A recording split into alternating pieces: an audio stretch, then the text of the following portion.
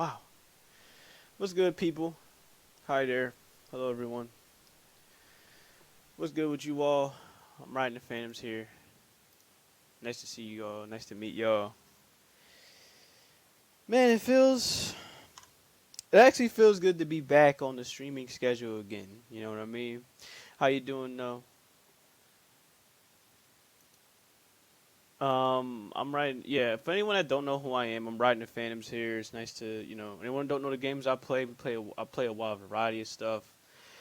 Action games, sports games, racing games, JRPGs, RPGs, any of the like. We play those games. We do good. We enjoy. What we do here. We play a wide variety of stuff, and we absolutely love having to play a wide variety of stuff. Who are you? Oh my god. Bow, ladies and gentlemen. Mushroom King Slime, ladies and gentlemen. Who are you? How dare you?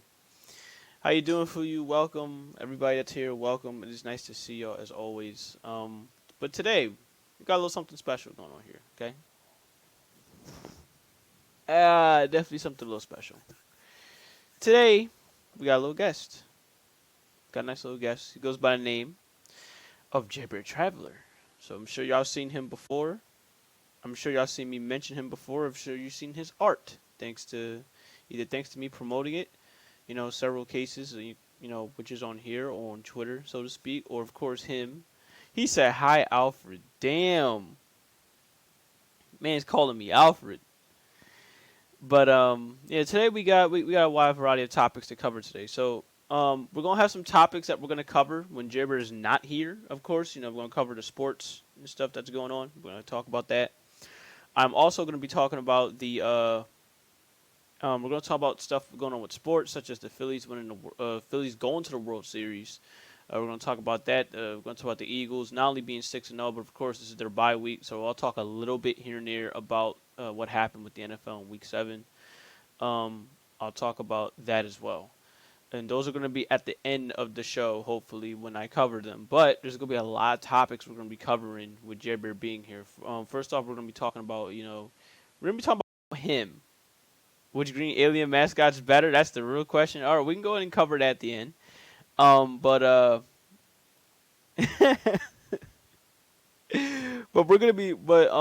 what we are gonna be talking about with Jerry Bear, we're gonna be talking about some artwork, of course, particularly his artwork or any other artworks that got to where he's at. We're gonna be talking about that. We're gonna be talking about some gaming as well, because he plays games just as much as the rest of us. We might cover. I might cover a little bit about what happened in the Twitter world lately. Definitely might cover it. I think I talked about it briefly last week, but I'll talk about it a little bit more today. With what happened with Platinum. Since we got more information on what's going on with Platinum. So till then, right now I'm in a call with Jerry right now, so I'm gonna unmute him, and we're gonna see what's going on with him. So let me get right to it right about now. Jerbear, can you hear me? I can hear you, bro. Why you making me feel special? Stop. Me? Yeah. I should be saying that about you. Literally when we started, this man out here dropping another sub. I'm like, can you stop? Can you stop? Can you save your money and get your graphics card, please? Is that too hard? Hi, Chad. How y'all doing? Welcome. My name's Jerber. Some of you may know me. Some of you may not. I'm the guy who draws. So I'm just gonna, you know. Only way my characters will wear heels if they are invited to a ball or go out for a night on the town. Anytime Ashley wears heels is when she's. You lucky I don't have money in my bank right now. I was gonna drop Good. 10. Stop subbing to me. I was gonna do it. I'm sorry, I don't know. I said that. I hate every time you play my clips. It just. I know. It makes you embarrassed. It's the same way when it goes to Kayla, so it's not new to me. Demonic, how you doing? Welcome. Everybody coming in, welcome. It's nice to see y'all. I hope y'all doing good. So, man, makes it's for y'all that don't know. I had a question. Not a question. I put out an announcement. I said I was gonna do more of these shows with guests, and I just happened to be like, you know what, fuck it, let Jerbear be the first guest because he's always been coming around, always been been chilling whenever he has the time. So now we're here, and now it's like, okay, what can I ask you first? And it's a wide plethora of things around, that's circling around my mind, thinking, okay, what can I ask this dude first to to trip him up a little? Also, Yeah. I'm the first, bruh. Why me? Well, you're not the you're the first pertaining as to me wanting to start this new format, but you're not the first guest. The first guest Ah, was actually Preacher of Valor. Preacher of Valor was the first guest on here. Also another great content creator. I'm gonna shout him out as well. He's been doing his own thing, with streaming and content creation as well. So of course I'm gonna give him a nice little shout out as well. He's been absolutely great. Definitely show yeah. him some love. Well, it's an honor to be in this show. The second guest was one dude named Gix, I believe. Yes, you say. I think it was Gix as well. Gix Sticks or something like that. I think he was the second guest. So yeah, you're like the third guest. Yeah, third guest. Yeah. Preacher came back twice. So all right. So now I'm gonna go ahead and start asking this when it goes to you, Jaber. Yep. How did you get to where you're at now? Can you give the people that don't know about really, really don't know about you? I mean, yes, we know you're an artist. We know you're now a streamer. Ooh, it's How did you a how it's did a you get to where you're long at? story. It's a long story. Well, Have at it. basically, I've been basically doing art since I was a kid. I remember like I don't remember a picture perfectly, but my mom used to tell me that when I was like 2 years old, probably like three, I would Hmm. like ask her to buy these notebooks, and I would just scribble in them to the point that the Oh, shop too. owners gave her a nickname. I think it was Mama Notebook or something like that. Because they would always because every time we come to the shop, little Jer Bear has to ask for a book so he can go home and scribble. Yep, little Jerry gotta ask for a book. Yeah. So eventually, I grew up. I started like copying. Like there's basically two ways people get into art. One is the tracers. Second is the copiers. Hmm. I was the copier. I wasn't the tracer. I tried tracing, but tracing was like not for me. I've always found copying to be a little bit more interesting. I also had an uncle who was an artist, and he was very. Okay, I don't remember how his art looked, but I do remember him being very good at it. Like I think he drew me once, but I didn't get to keep the picture. So Hmm. I had a lot of inspiration for art, and as far as I remember, I think when I was like 12 or 10, I got into Sonic, and I used to draw Sonic stuff as well. Uh, Before that, I was probably drawing stuff like superheroes, Spider Man, and all that good stuff. And Right. then I got into basically when I was 12, just finishing middle school. I was like drawing Sonic, having fun with that. I would also do comics as well. I still have those here, Really? but they're a pain to look at. I'm pretty sure I've shown them on stream before, like on one of my streams. But holy, my art was like people think their art's bad. I look at mine and I'm like, what the frick is this? Yeah. Makes you Uh makes you wonder, bro. yeah. Actually, I would cheat many times in my comics because I used to make like Spider-Man comics. What I would do is I had this Spider-Man coloring book. and I would basically cut out the pictures of Spider-Man in that comic book and just stick it into my comic, and I just write the words over it. In areas where my idea was too hard to draw, I was like, "Here, I'll cut you out." You know, that's the one Give it thing to I me. actually did not know too much about you. I didn't Oh know you yeah, were that big of a Spider-Man fan. oh yeah. I've loved Spider-Man since I was a kid. Spider-Man was like, So the more you I know love with that I one. love myself some Tobey Maguire. Oh, oh, okay, okay, okay, okay. I was about to ask if you had a favorite Spider-Man actor. You know, Yeah, Tobey Maguire was the goat, man. Still is. nice, Yeah. nice, nice. Of course, I loved Andrew as well, but Toby was something else. Toby hit different.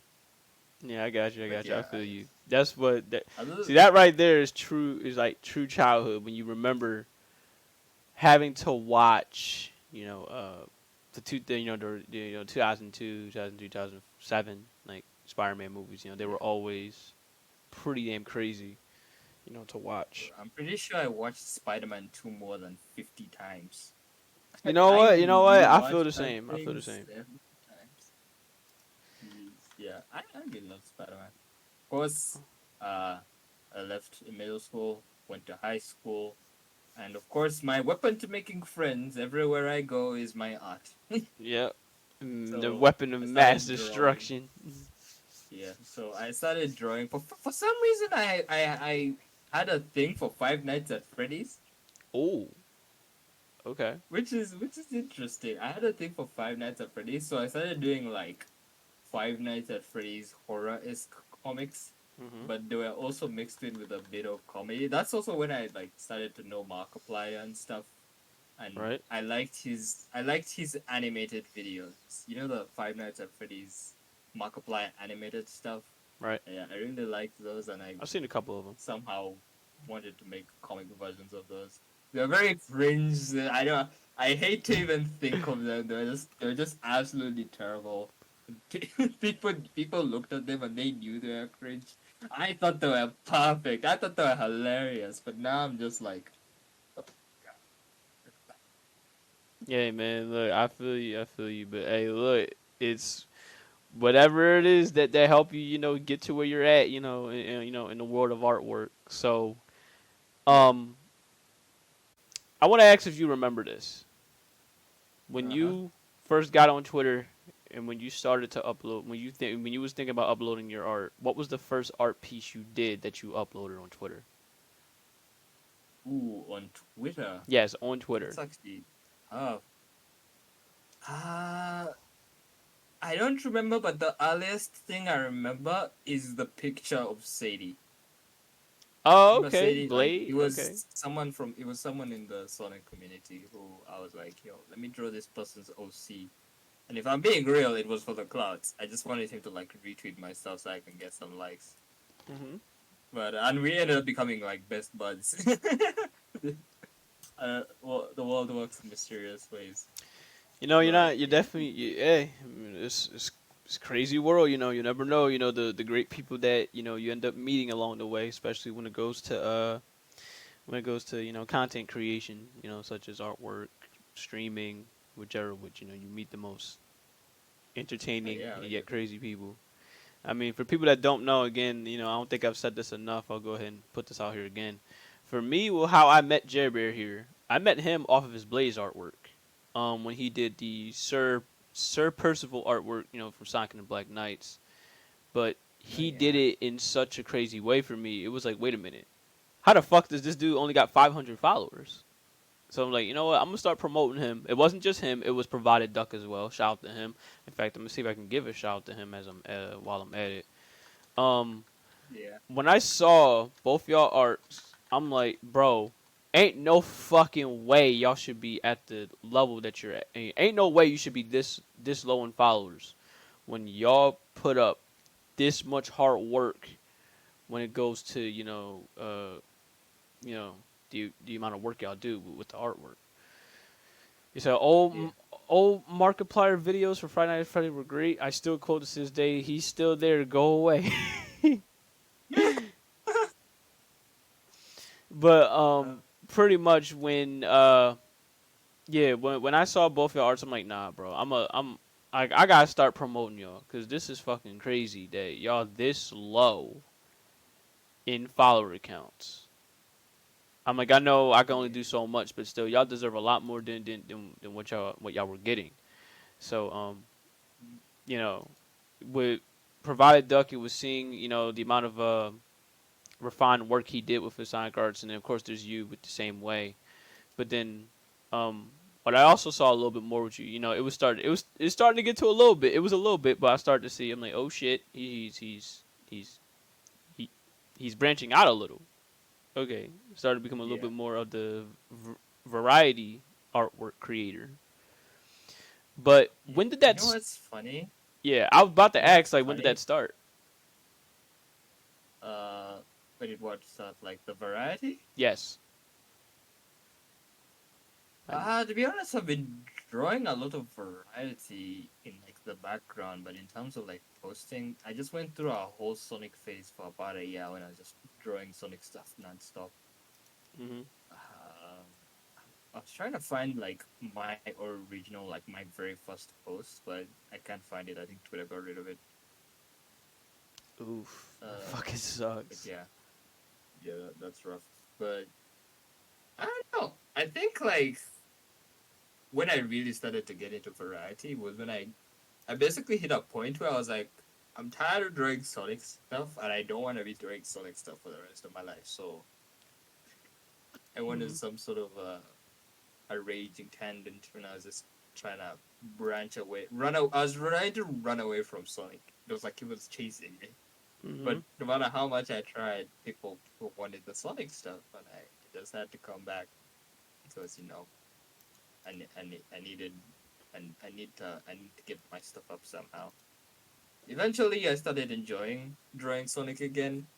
I think it's mostly thanks to the Sonic movie. The Sonic movie kind of re-sparked my love for Sonic, hmm Great and movie. Great movie. The second one or the first one? my favorite, both of them were Oh. amazing. I think the first one was the one that kind of got me back into like, okay, let's draw Sonic. But then, of course, that I think that didn't last that long. Then the second one, like, really got me back in, and I was like, okay, now I really want to draw Sonic stuff. But yeah, to this day, I think the Sonic the Hedgehog movie is my favorite of all time. It used to be Jurassic Park, but Sonic has taken over. Shit. Well, at least that explains how you got your love, how you resparked your love into Sonic, but Yeah. was it just because of if I have to ask, was it just because of Sadie that really started to ignite that love for Sonic? Was it anything else? Was it like any of the Okay. games? Was it any of the other artists? Oh, do you mean like when I originally started, or Yes, when when you it originally resparked? started. Yeah, when you originally Okay, no. started. When I originally started, how I got into Sonic, it wasn't because of Sadie. It was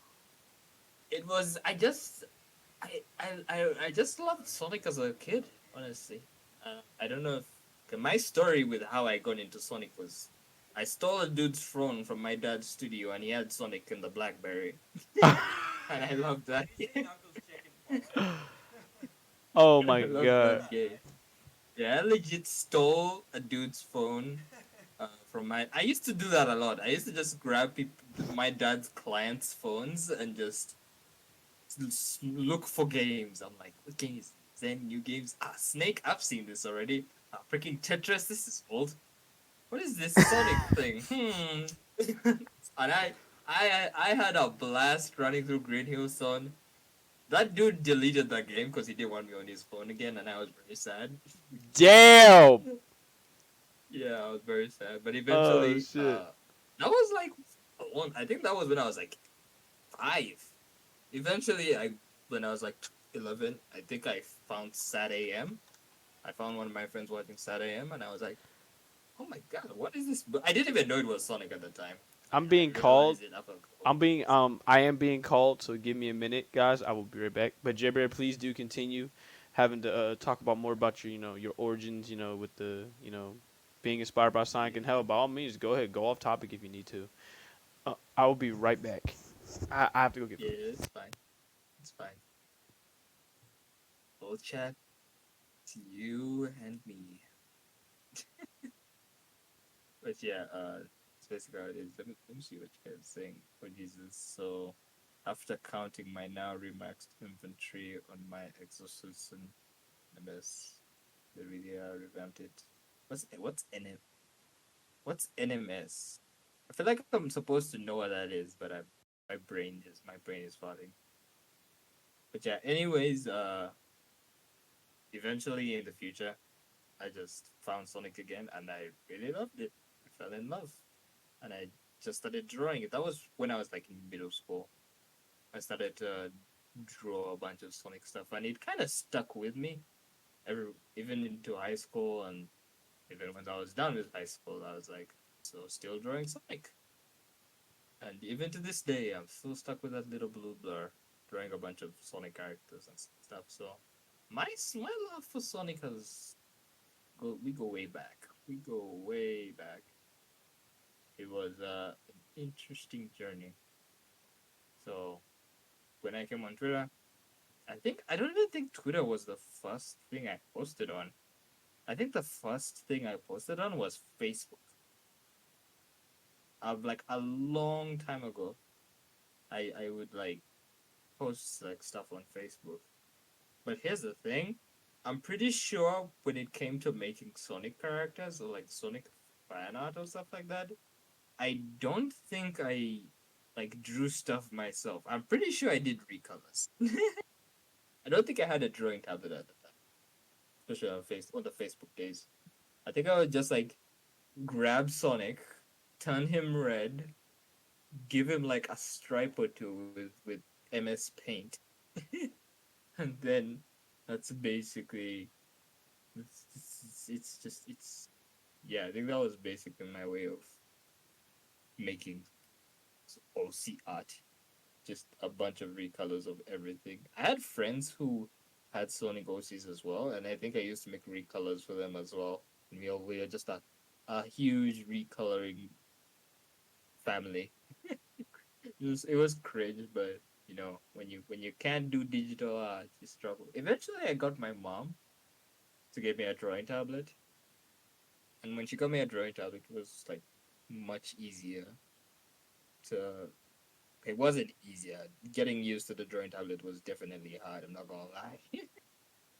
But I stuck with it. I think the first thing I ever completed drawing on the drawing tablet was a picture of Asuna.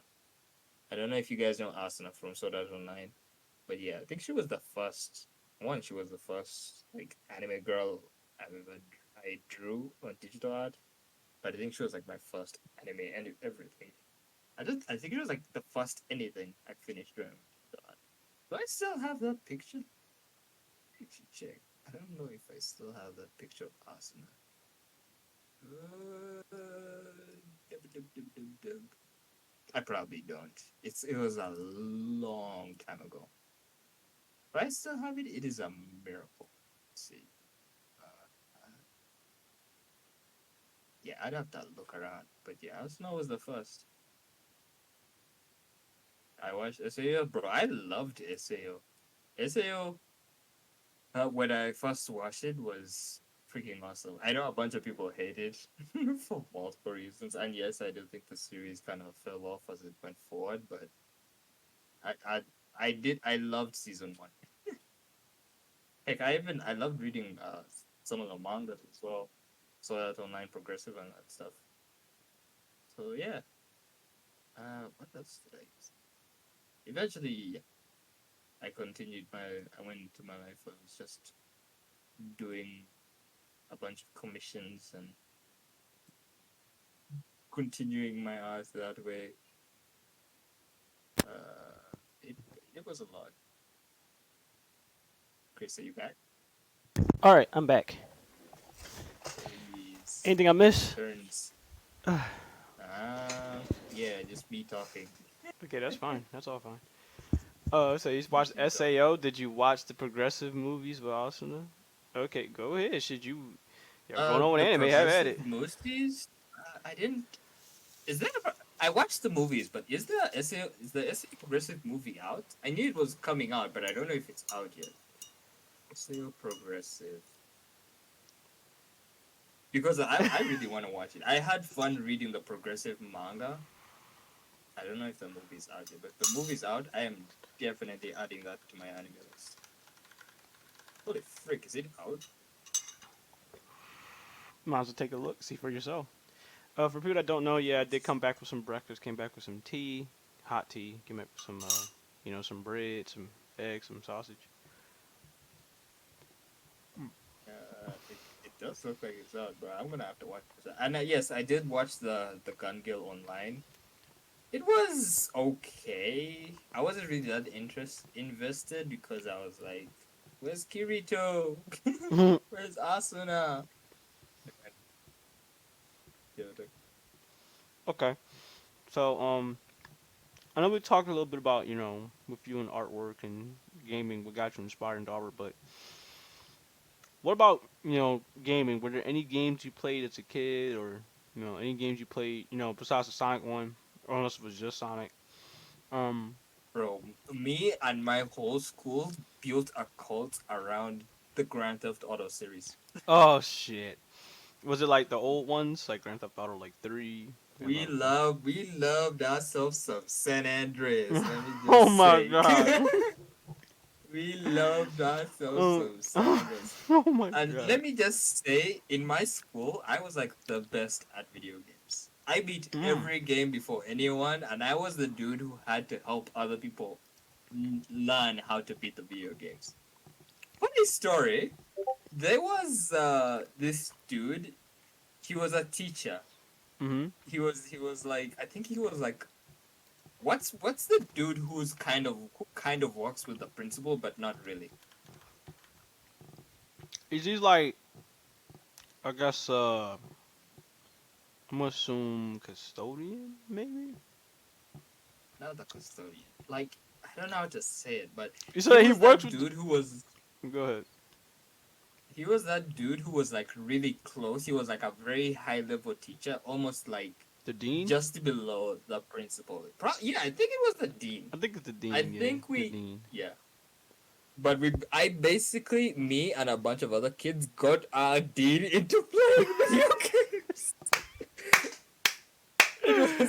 It was such a crazy experience, to the point that he had his special computer in the computer lab. We helped him like put install video games that he would like. He would just go off. He would play Vice City. There was that one game he really loved. What's that? I don't know what it is, but it was like a you have to shoot soldiers, tanks, and like jets and helicopters as they attack you. And it's like a high score thing. I think it was so weird, but it was like a computer game. I forgot what it was A called. I wish computer I could remember game the that name. had it so that you had to shoot down helicopters, Y- tanks, yeah. and You could not soldiers. move. You were like in a stationary position, but you could like aim the gun and you could like Oh, you were playing shoot. one of those arcade games. You were playing one of those games where basically you had to take the gun out, you had to shoot everybody. Is like, bro, that's a lot of games. I'm gonna let you know right now. There's still games like that right now because I went to an arcade recently, and it's still like that where you Yeah, have to pull out your gun, you have to shoot shit. Now it ain't no yeah, duck yeah, hunt. I'm yeah. gonna tell you that right now. There ain't no duck Nah, hunt, it's but not that it's kind. no, It no. is it is close. It was like a 360. You could look 360 around. You could like spin. You couldn't move, That's a lot and of it was games. weird. That's a lot of Yeah, it's games. probably I'll get it one day. I'll find the name of the game. But he was obsessed with that game. Hmm. Every time we come to the computer lab, he's playing that game, and he was like an old dude. He was one of those old teachers. Like, he wasn't your average 20-year-old, 30 year. He was like a 40-year-old fossil. Hey This man, I'm telling this you, grown ass man you are was never too old to game, bro. You could be in your 60s, your yeah. 70s, and never be too old for game. For Fuyu, she said that it made her think of an old Atari-ish game called Missile Command. Don't know if that's the one you're talking Missile about. command. Let me see. Hmm. I don't think that's the one. Missile command. Nah, it's definitely not this one. Hmm. Definitely not this. It's what battle something? Battle something? Okay. Hold shoot. old shooting. Let me tell you this: old shooting computer games. I'm sure you'll be able to find it. But wow. Soldier, because you're like a soldier shooting against other soldiers. I saw a headline that made me I'm. laugh. You might hate it though. Oh, go ahead, hit me with it, Choco. Mhm. Damn. Okay, finding this is gonna be it's gonna be basically impossible. But I will find it. But yeah, we got him interested into that game. We got him interested into like Vice City. I think we got him interested in Virtual Cop. Wow. Damn, you Yeah, got this man it is. hooked. You put him on. It's crazy to this day. But at a point, he started to push us away. I think he started getting in trouble because uh That's a was shame. playing games and it was distract and I think the student body was getting worried that it was distracting the students. So he had to like push us away and be like, "All right, kids, get out of here." And there are no more kids in the computer lab. It was sad, Understandable. but Understandable. it is what it is. Understandable. I feel Yep. it. I feel it. He We not used trying to to lose his shit. smuggle. Yeah, we used to smuggle games in our school. Like bringing flash drives were illegal, but Oh we would like, shit. yeah, we would like come in with flash drives. It's like, yo man, I got some games here. I You got take the shit. this, you take this, and you can play some games. And everyone was trying to get the new games. Like it's like if there was a game, everyone had it, and if there was a game that everyone didn't have, they would try their best to get it from the person who had it. And yeah, but jeez, it was an experience. It was those are the days. Choco, if you're But talking let me about tell the you, new Modern Warfare, I'm not surprised because it's always like that. Call of Duty Modern Warfare 2 is a precision-made boredom I'm not machine. surprised. Nova, how you doing? Welcome. Okay, so um, I asked what had gotten you into gaming, but Nova, thank you so much for the follow, bro. I asked what had gotten you into gaming, but Okay, what I don't like think I did ask you was like, what are your favorites? At least at least what are your favorites that were growing up, and like what are your favorites right now? okay, my favorite games right now are Skyrim, Red Dead Redemption 2. Hmm. I think oh yeah, Far Cry 3 and it's sad funny thing Sonic is not on this list for obvious Wow. reasons. Obviously. Okay, Sonic 3 and Knuckles. Never mind. Sonic 3 and Knuckles was a Okay. banger. Okay. Never mind. Yeah, Okay. Sonic 3 and Okay. Knuckles definitely should deserves to be there. But Oh. in terms of I think I can think of one more. Those would be like my top 5. One more game. Bro, I have to do it. Grand Theft Auto San Andreas. I have to do it. I'm sorry. All you had to San do was Andreas. follow the damn train, CJ. Yeah, follow the damn train, bro. I felt that mission like so many times. I could not keep up with the train, man. But once I figured it out, I was just like, ah, this is easy. Uh, Who failed this mission? Not me, yo. Not me. Failed this mission. I am the king of San Andreas. Do you know the quotes? The quotes, yeah, I know every single. Bro, I have memories throughout that goddamn game. All right, I think hit I me. 100% did it like 12 times. Okay, hit me with a couple of them. Couple of quotes. That one time, Ryder was like smoking and he's like, "Yo, tell me why I didn't finish high school." Yeah. See, see, just like, cause you've been smoking drugs, Drugs, man, man. since the age of 10. Oh shit. He was like, "Nah, man. It's cause I'm too smart for this shit." Like, Same old CJ, Buster, Buster, straight straight Buster. Buster. Yeah, me and San Andreas, we got memories. uh, We got memories. I played what's that game up, as a ballers kid. fools? Grove Street come to Yeah. do damage. Yeah. Bro, fun fact, that game is the one that introduced me to the N word. Wow. You And know in what? my You know what? I school, feel like I'm not surprised. yeah. And fun fact, because for those who don't know, I'm Ugandan. I'm I don't know. I didn't know anything about like anything until like I was like 17. I didn't know anything about racism or whatnot. So in my school, everyone thought the N word was just a cool thing. Oh my god. Everyone was saying it. Everyone loved it. If a white dude came to me and called me the N word, I wouldn't care.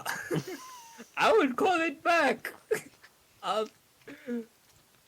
everyone, like we were so pure in our minds. We were just like, that's the word that's from Grand Theft Auto San Andreas, that CJ and the crew use.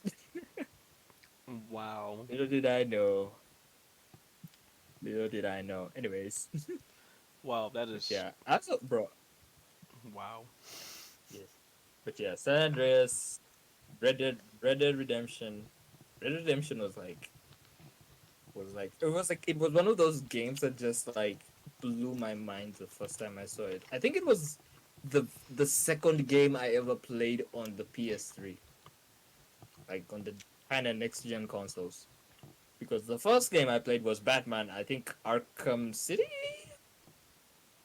I think Hey, it was good Arkham game. City. I'm gonna talk a little bit Yeah, about some Arkham in a little bit.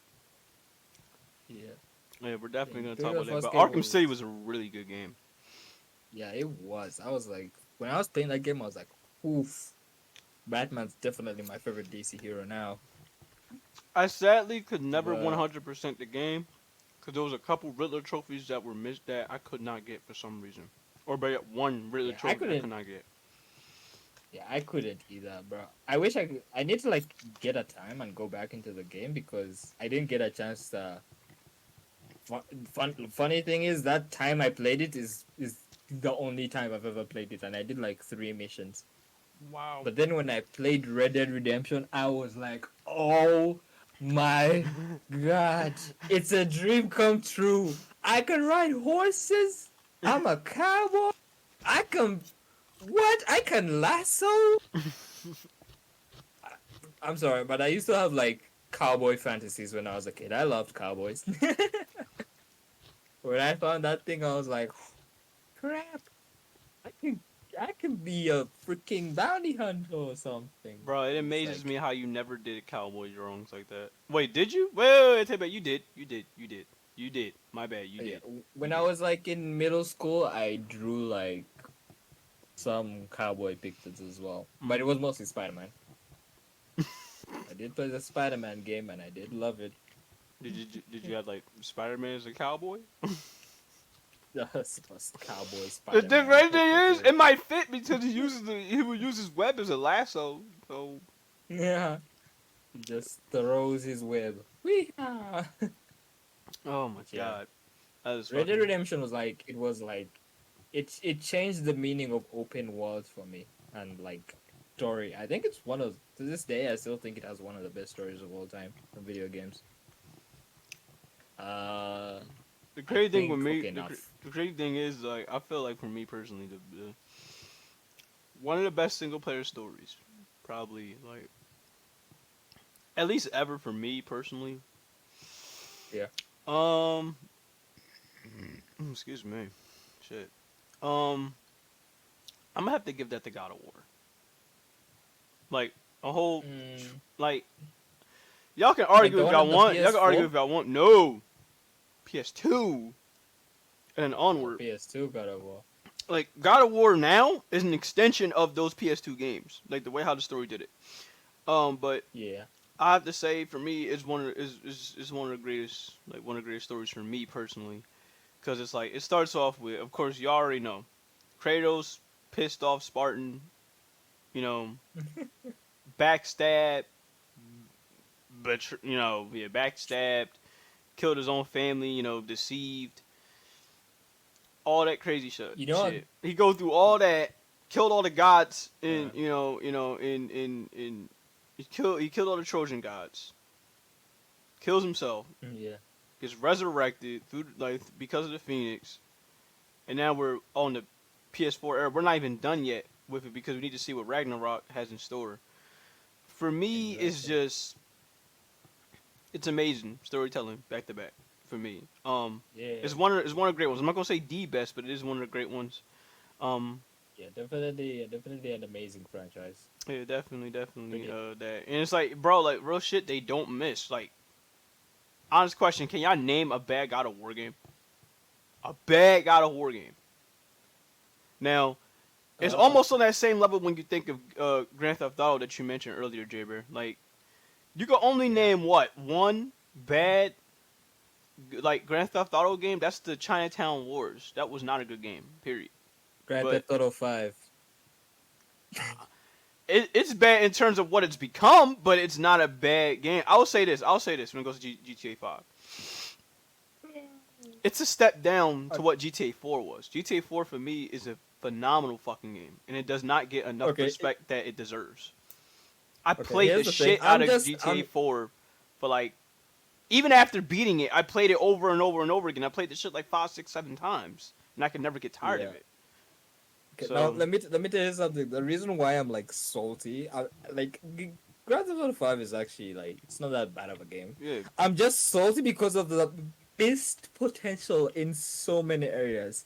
Because one, it's in my favorite world of the Grand Theft Auto cities, Los Santos, and then like so many, I like everything that I loved from San Andreas just seems to be lacking in Grand Theft Auto 5 for some reason. I'm like, bro, why can't I go to the gym? Why can't I freaking go learn martial arts? And why can't I go get gang members to get together and go do crazy stuff? Like the amount of the fun stuff from San Andreas is just non-existent in Grand Theft Auto 5, and it makes me sad. And that's why I'm salty. The freaking game. Ugh. understandable. Oh. I'll take that back. I'm gonna say another game right here. This is actually a Rockstar game, Uh-huh. and y'all see me Grand play Theft this Auto shit. 3. No, y'all Grand see Theft Auto 3. no, y'all have seen me play this shit, and I will continue to play this shit on stream. I don't care how many times I've beaten this shit. Max fucking Payne, dog. Max Oh Payne. yeah. Yeah, yeah, I yeah, will. yeah. Max Payne for me is one of the most underrated fucking video games I've ever played. Period. Does I not get the I think respect it rightfully deserves. I will literally sit up exactly. here next year and go through Max Payne 1 through 3 all over again if I have to. Even though they're hard as shit, Max Payne 1 and 2 is hard as shit. I will run through that whole Yeah. goddamn story again and gladly put myself through hell. I think like I played a bunch of Max Payne 2 as a when I was a little bit younger. I think it was one of the I think it's the game I've played the most on PC besides San Andreas. And I think honestly that game is especially 1 and 2 has one of the best storytelling. I really love the story in that game. It hit different. I feel like the story in 3 was kind of eh. The gameplay was fun, but the story was like I didn't get invested as much. Drink, y'all. Make sure y'all got something to drink. Take that drink, cause of course Yeah, we're doing a lot of talking. So I have a smoothie here that I'm yet to finish. drink, Smoothies are so hard to drink. drink, drink.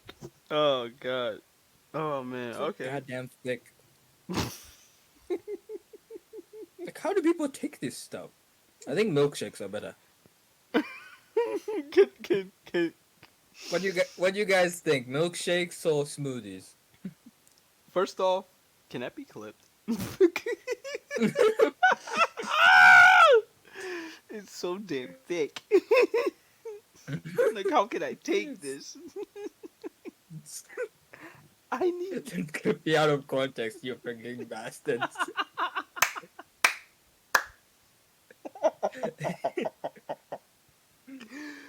If y'all have time, I need that clipped. Oh shit. Oh my god. But smoothies or milkshakes? Oh god. That's tough. That's hard for me. Um. Milkshake, in my opinion, yeah, same thing for me. Oh, that's so hard. That's hard. Um. Uh, Yeah, that's why it's so hard. Because smoothies are healthy for you. exactly. I bought this thing just because I want to get fat. But now I'm wondering if a milkshake was a better idea. I'm gonna say milkshakes only because it fits for more of a dessert. That's what it fits Yeah, more the of. thing is, Tell me I'm wrong, guys. It fits for more of a dessert. It always has for me. Fit more of a dessert. Um, Smoothies though they fit for almost any situation.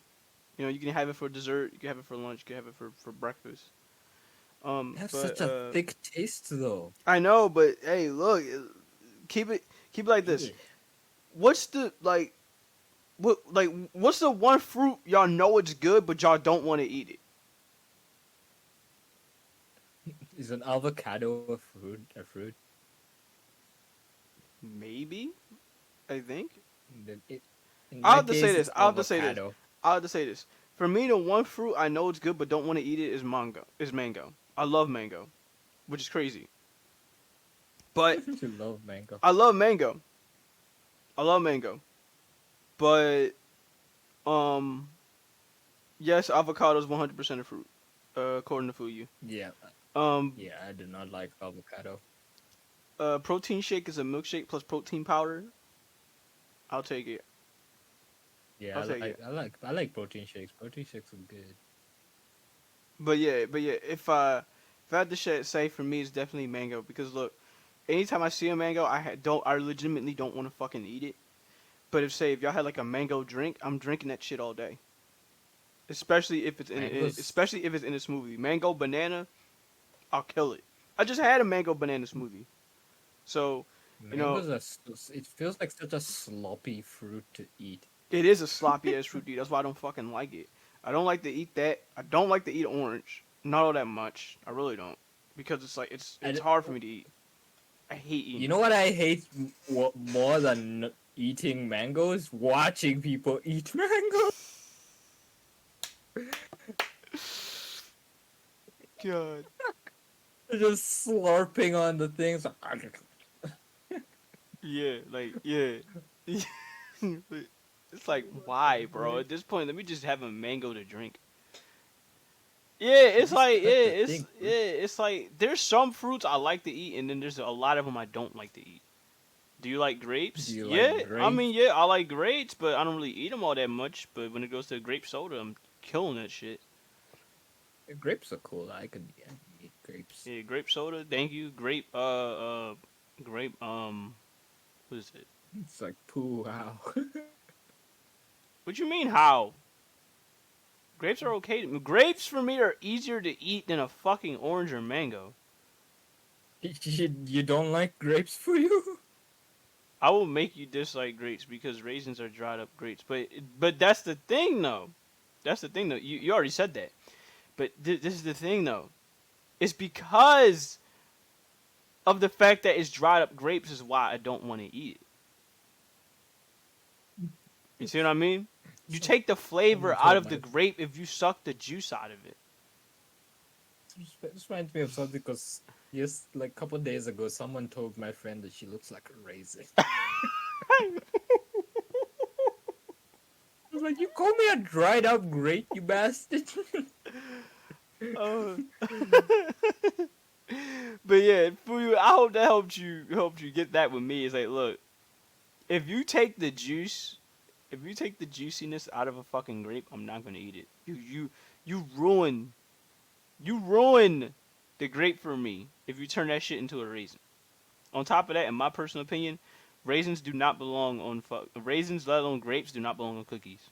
I'm sorry. Stop putting They that shit don't on belong cookies. on cakes. They don't belong on Stop cakes putting them either. in the cake. They don't. They don't. There are specific things that shit don't belong to. And for me personally, it does not belong on fucking cakes. It don't belong on cookies. It don't belong on anything that's dessert related. It legitimately Who don't. the frick likes raisins?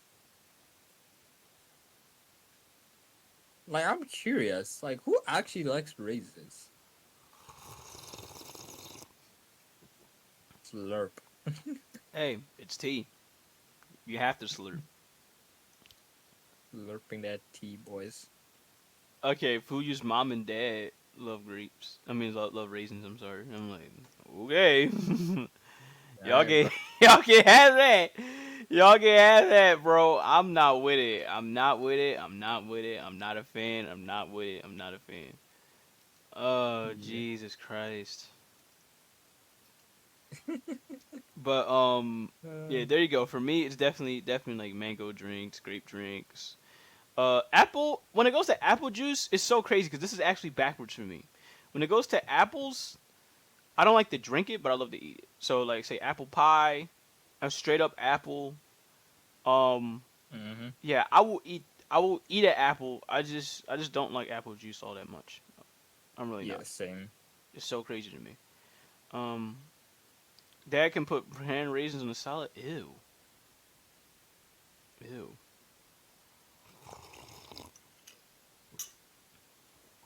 That's a little weird to me, but I'm gonna keep that for what it is. Um, Ethiopian vibes. but since we're on the topic of food, I really want to ask you in particular, Jerry, because we know a good bit of food here in America. That's always good, always crazy, always suspect. I never really asked so much about the food, from where you're at in Africa. So what's it like over there? Like, do you got any delicacies that you like that they make that you don't like that they make? We definitely, we definitely have a bunch of delicacies here. We have this thing called it's called matoke, which is basically uh, how do I explain how it's I'm made? about to start looking this shit up. Hold up, guys. Let's go ahead and hop on the There you go. I'm gonna need to hop Yeah, on the browser real quick. So you said Matoge? yeah, Matoke. I think that's it. Matoke. Is that it? Matoke? Yeah, Matoge recipe. that's it. Okay, so this is That's Matoge. it. Yeah. Okay. Hey, this actually looks good. This is like it would be like chili or some shit. Matoke is a Yes, is a it's like recipe of unique dish made from green bananas. Wow. yeah, Wow. green bananas. Basically, I think you fry slash boil them Ooh. in a weird way. But I think you boil them while they're in their wraps. I don't know how they. I actually don't know how they make this. And then we have like a special kind of rice. Now, first and foremost, I hate matoke. You hate it. I hate it unless it's mom's and it's accompanied with groundnut stew. Like we have some groundnut stew here. I think that's another one of our delicacies. Ground nut stew. Yeah. Okay, that's another thing I'm gonna need to look up. Ground nut stew. Yeah. This is the Ugandan delicacies, people. African We also chicken have peanut stew. That's what I'm looking at it as. Vegan peanut stew. West African groundnut that stew. I don't know if this is it. type Ugandan groundnut stew. No, I already got it. Shit. Let me look on this for you That's what too. this looks like. This right here. Hold up. It's There's a delay for me. Hold on. Yeah, the pink, the purple looking one. This. The purple looking one. I don't know why they put it in that. I guess that's how they do it in like the cultural places. But yeah, that's it. If you put that with matoke, it tastes pretty good. Tastes pretty I good. can't. I'm sorry. I need to say this. I need to say this. This looks like. You ever watch Teletubbies? This looks like the fucking custard, dog. No, no, no! In no way in hell can y'all look at this and be like, "Yo, y'all eating Teletubby custard over there."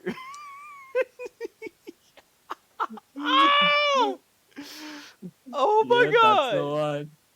Oh my That's the god! one, bro. Netflix Oh, doing I think what? Netflix is bringing back the Teletubbies. Why? you love to see it. Netflix just does everything now. But They're why crazy. though? I have Oh no idea. god. Oh my god.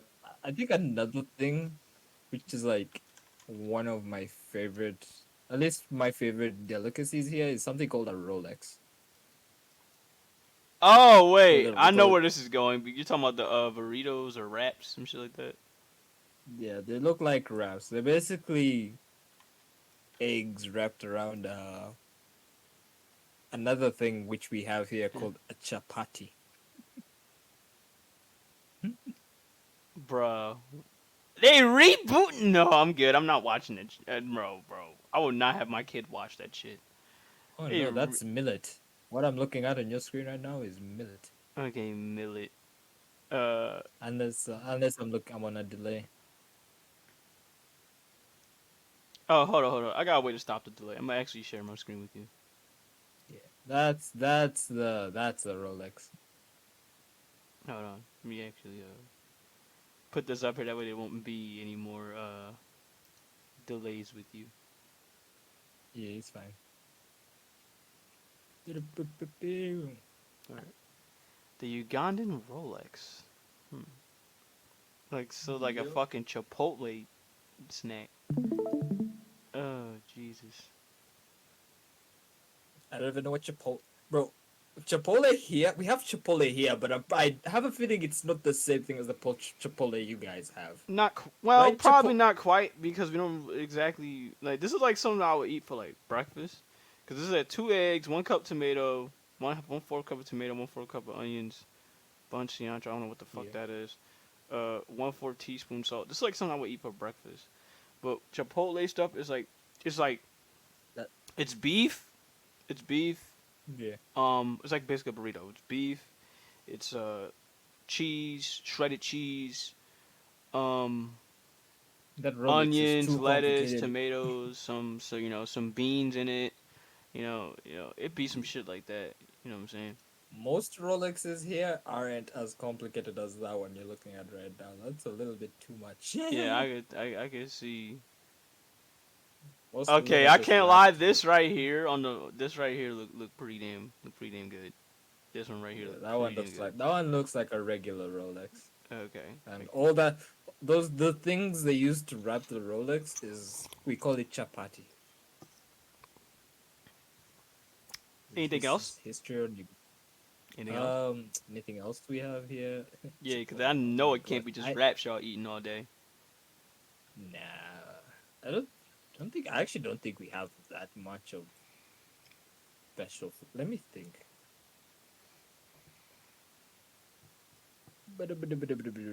Brain. You can just type Ugandan delicacies and probably a bunch of stuff will show up. Okay, Ugandan food. Okay, why not? Let's go and type some in. Okay, we got ooh. Oh, grasshoppers. Yeah, we eat those. We eat grasshoppers. We fry them and we eat them.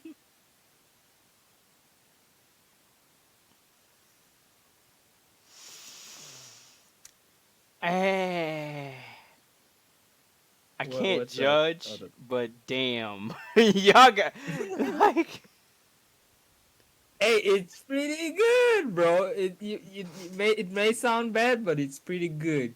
Just take off the legs and the wings, and you'll have a good time. Heck, take off the head if it makes you feel uncomfortable.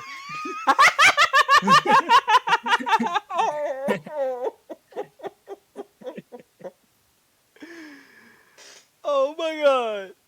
As for elementary age, okay, this would food you put on her salad. She'll put in lettuce with red cabbage, shredded carrots, ranch dressing, Italian dressing, red wine. What the fuck? Vidalia onion dressing, halved cherry tomatoes, chopped baby corn, canned small sliced mushrooms, tuna, shredded four Mexican cheese blend, and croutons. Choco, that is the most insane salad I have ever heard in my life. I can't deal with salads, man.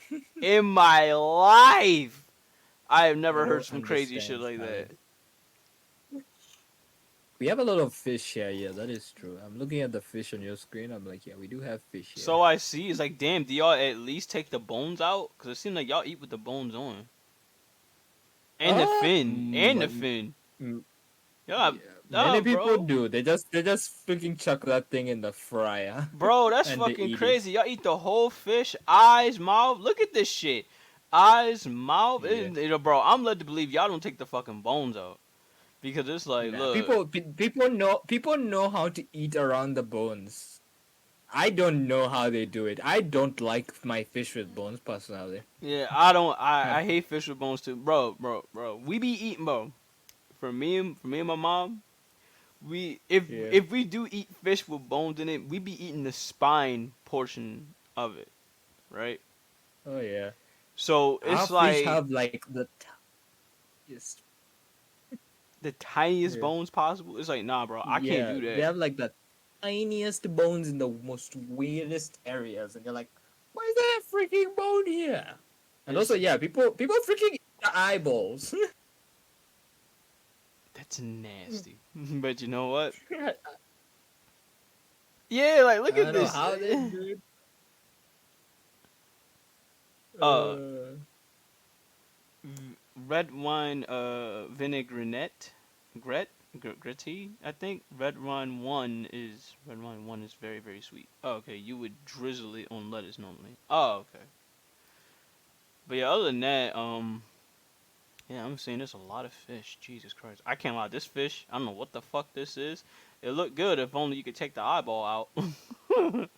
I mean, you And you take out the can. bones. And take out the bones. It's like, look, Okay, you can, but that's a little bit tricky. v- Okay, like here's the thing. vinaigrette. Okay. If you super fry it, like if you deep fry it, there's a point where the bones are so soft you won't even feel them unless they're the major bones. Those ones you can just pull out and ignore them.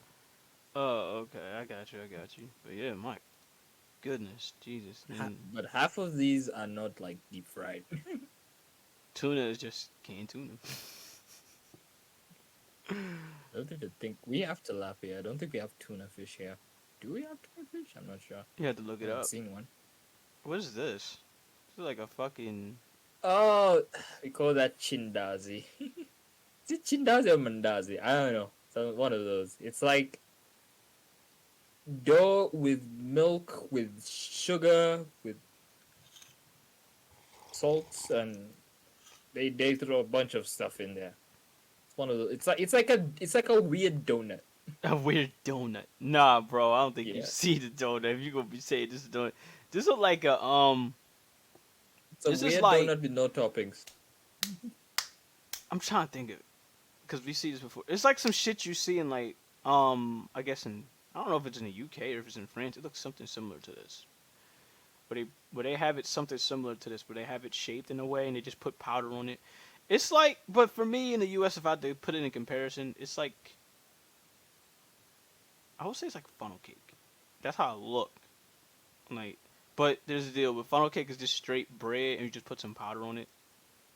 Yeah. So, It does not taste like bread. It's oh, more sugary than that. oh, okay, I got you.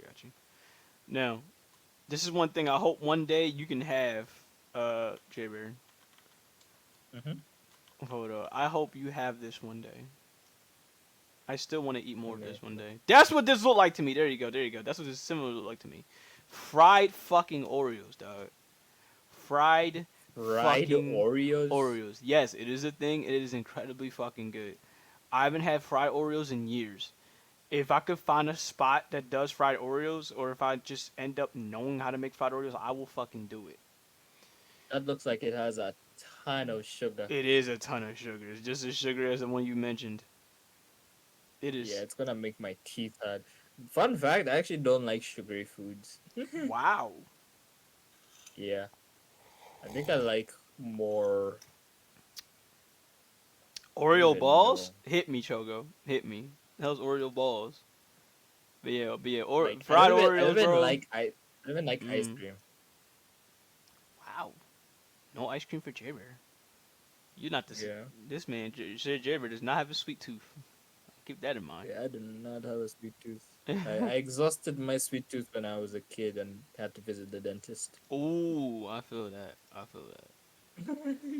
Yeah, too much, too many sweets. But yeah, thank you so much though. All these foods is like, damn. Is this? What is this? I think that's the grasshoppers. Hold on, let me look up. Yeah, those are the grasshoppers. I ain't gonna lie. For a minute, I Bro, thought this was like mac and cheese. they're freaking delicious, bro. Those are the grasshoppers. You freaking wild. Mac and Oh cheese. no, I'm telling you. Well, not mac and cheese, but it look like look at him. It's like, would you not? Ah, that looks. Ah, my stomach rumbles. Give me. Oh my god. Bro, that's like my favorite delicacy here. It's grasshopper. Oh Everything else shit, can rest, but give me them grasshoppers, bro. man. That's Ugandan food, ladies and gentlemen. Yeah. Oh man, But then I hope one day you come to I America. do get how people get weirded out by it. Bro, I have a white dad. You know how much it took for us to get him to eat that. How long? How long does it take? It took a couple convincing. Took some convincing, but he took it and he was like, "It's alright, it's alright." It looked like I fried think he liked rice. it, but I think he's also scared of the idea of eating it. It looks like fried rice. There you go. Fried rice. Like it literally it looks similar to fried rice. Like how can it not look like fried rice? Crush up a bag of Oreos. Yeah. Let's say crush up a pack of Oreos in a bag. Mix it with 8 ounce package of cream cheese. Roll them in balls. Freeze them in the fridge. Melt some chocolate. White milk dark. And pick those Oreo balls and dip them and let them set. Done. Wow. Anyways, Chris, That sounds like I something I'm think about to my really time do. has arrived. All right, your time has arrived. Okay. I'm gonna ask one more question for you, bro, before you go ahead and take off. I want to ask you Yeah, sure thing. when it goes to streaming. Okay. Mm-hmm. When it goes to streaming, um, Yeah. what are what are your streaming origins, so to speak, and what are your future plans for streaming? Uh, well, there's two reasons why I wanted to stream. Okay. One is because there's an artist who shall not be mentioned who I used to like in the past, who kind of got who I. You know what? Freaking I'll say it. Go I used ahead. to like Shadman, and I kind of wanted to stream like the guy. He messed up. He's not around anymore. It's whatever. And then I also like Mikey Mega Mega, Mm-hmm. and I kind of wanted to stream as well. Then you also got me into streaming, Hey, thank you. I'll and then I was I'll like, take partial credit. I was, I was like, I might as well try streaming. In terms of what I plan on doing in the future, I'm hoping I can do VTubing. I'm hoping, but the more I think about it, there's more couple stuff comes in that makes me be like, we'll see. Yeah, We'll see. yeah, we'll definitely see on Yeah, that because end. streaming, in terms of art, streaming is not. It doesn't favor art at all. It's mostly for like gaming and just chatting and stuff. Like it's not it's practically impossible to grow off of streaming art. Mm-hmm. That's the weird thing. I have to like basically I already have a following. You know how to do it, but I'm seeing. We'll see. I'm still like making plans and all that. So once I get myself together, we'll see what we do about that. Oh yeah, for sure. I'm sure. I'm definitely sure that we will see. What's gonna go on in the streaming life of the JerbearTraveler. Yeah, We will definitely see. indeed. I am gonna stream tomorrow. So Hey, definitely. you have some. So, but yeah, till then, bro, I thank you so much for having to come by, bro. I hope you Hope you had fun. You know, having to talk about all this stuff with food and gaming Oh and yeah, art it and was stuff like fine. that. It was definitely great. For It was a everyone, blast. yeah, for everyone again, please check out JerbearTraveler. I'll send him a shout out when he leaves call here. Um, but he's a great dude, great, very very very good dude. Does artwork, does gaming, does well try to be as variety as he can. Check out his Twitter Yeah. as well as JerbearTraveler on his Twitter. He has an AdOps page whenever you want to check out his adopted characters. You know, he puts them up there, you know, for sale.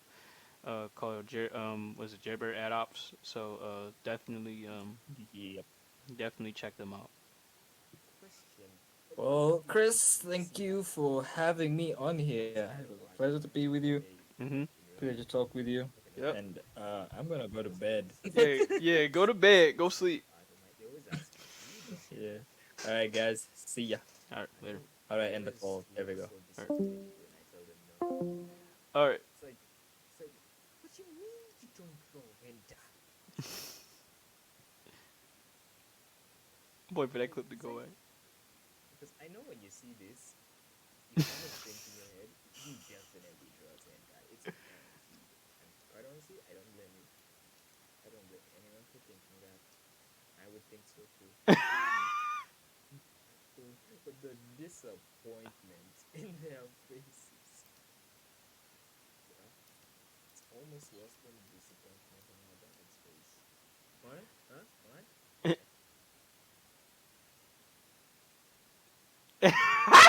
That clip did not age.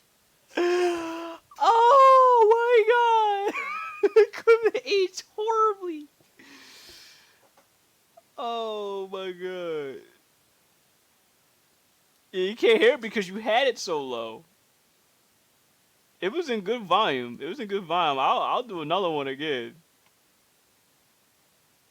Just just draw a sausage, just get stuck in me for like 5 minutes, please. I beg you. I I need it desperately. Out of I am in heat. context.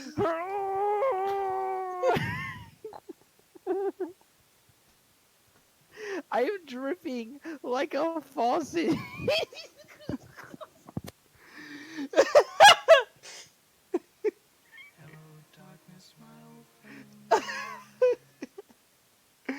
Out of severe context.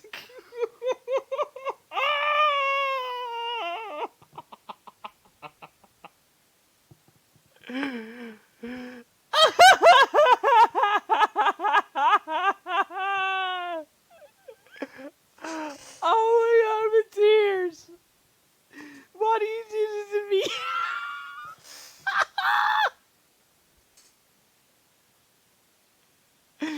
Oh!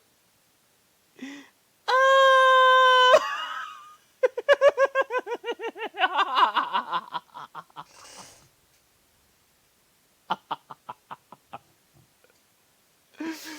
Oh shit!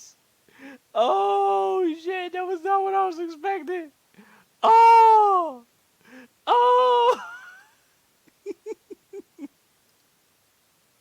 Why'd you do this to me? You did this to yourself. You did this to yourself. Oh shit! Oh my god! Alright, so we gonna go ahead and go to the next topic. Oh my god, that was so fucking great. Oh god, JerbearTraveler, ladies and gentlemen. Oh my goodness, that is fucking phenomenal. Alright, if you guys didn't hear the other clip, I'll go ahead and send it. The first clip with the red dragon, I'll send it. But yeah, this is the next topic we're gonna get into. We're gonna get into the situation that's going on with Bayonetta real quick. So this story. If y'all been catching up, it's so weird, so weird. But hey, we need to cover it and we need to talk about it. So here's the deal. For anyone that don't know, this happened what a couple days ago. I know it happened this week. It happened at least like what a couple days ago or like a week ago, where Helena Taylor came out. Wait. There's more to this.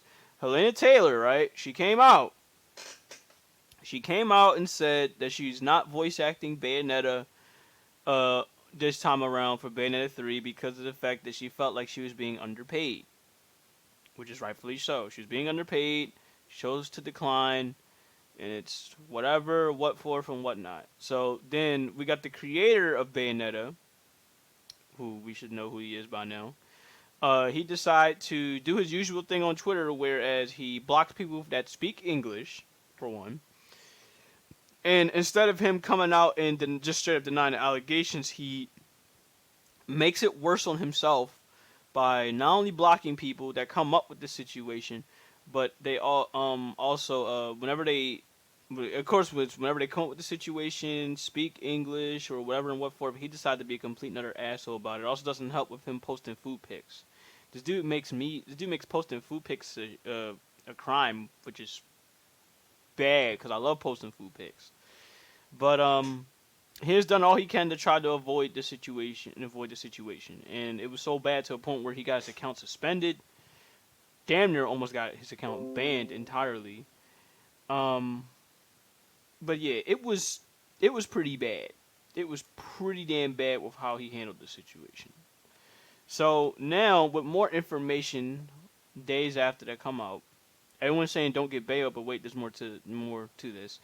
With more information that decided to come out, we see more here that, of course, the former Bayonetta voice actor, Helena Taylor, now confirms the report that she was offered at least $15,000, and that the final offer was for a cameo, despite the claims in the video that went viral last week.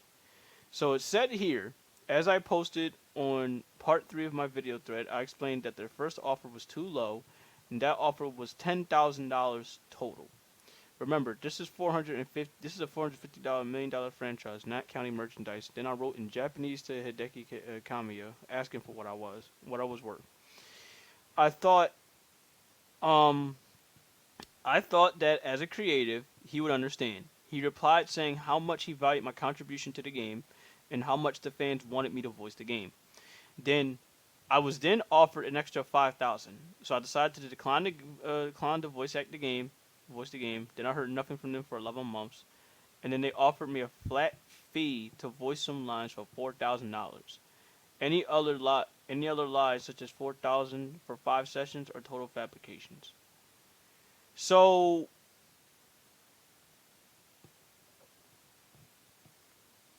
here's how I see it, right? There's half truths and half lies here. Half truths is the fact that it's still confirmed that gaming companies, anime companies, this is still low pay. Regardless. $15,000, that's not enough. That's still low pay. She should be offered at least, like, I don't know about y'all, but let's give a good estimate. She should be offered at least like a couple mil. She should be offered at least like, $5 million, $6 million, $10 million. Now you can say it's overpaid, you can say it's a little high if you want, but offering these voice actors in thousands of dollars is not enough. Period. Especially the amount of hard work that goes into voice acting. Now, there's that. With how prominent Bayo is, 20 million. Okay, we could go ahead and say that, 20 mil. But it's the same thing. At the end of the day, at the end of the day, considering the amount of money that Platinum Game makes, it should be at least in millions, is what I'm saying. It should not be in thousands of dollars. Give these actors and actresses something to work for.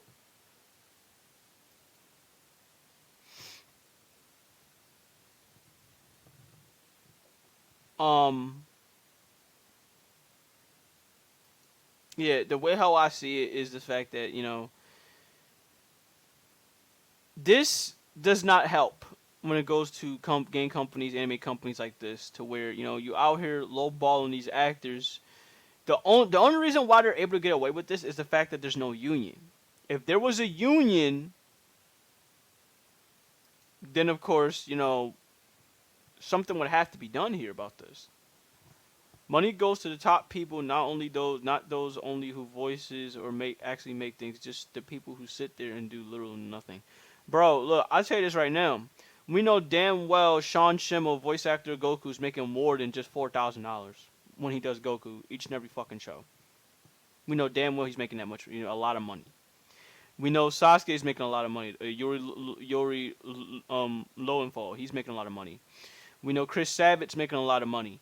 We know even though people don't like him, Rivoli only got $3K per hour for Puff of the Untamed, which is fucking insane. So it's like, it should go to show you. It's like you shouldn't be offered in thousands when it goes to voice acting. I'm sorry. It's too much hard work that goes into it. You have to get a lot of shit right, especially when it goes to how certain tones go. If your voice is fit, if you're fit for the role, this, that, whatever. But the companies still only pay them a small percentage of what the CEOs and top people make, when the people who do the work should be making way more. I agree. Absolutely agree. I absolutely agree. Now, I know y'all want me to cover Rooster Teeth as well, but here's the deal. Rooster Teeth, I've been covered them. Rooster Teeth been at, in deep shit. So this with Rooster Teeth is not a surprise with me, with all the shit that goes along with them. I'm just covering Platinum in particular. His 2 off-screen Detective Electric Mouse voice lines made him far more than the entirety of what Breath of the Wild made him, which is insane. Insane shit. At least some movie actors should get, paid a lot more. Some movie actors, some game actors should definitely be getting paid a lot more. Now here's the deal that makes this a bit of a problem, is the fact that with Helena Taylor here, we found out that, she been on some lying shit. So, I'm gonna see if there's more to this. I'm gonna go ahead and hear. Just comments like this here says a lot for people that are not understanding. Helena Taylor spreading misinformation because she wanted to get paid 10 times the union pay instead of 4 times the union pay she was offered. She has now made it drastically harder for voice actors to advocate for better pay in general, and this is where my, say it with me, royalties. You get opportunities based on what you can do, not who you know. Yeah, but yeah, y'all right. Y'all right. I mean, hell, here's how I see it. Wrestlers don't get paid a lot of money. Don't get paid more than you think.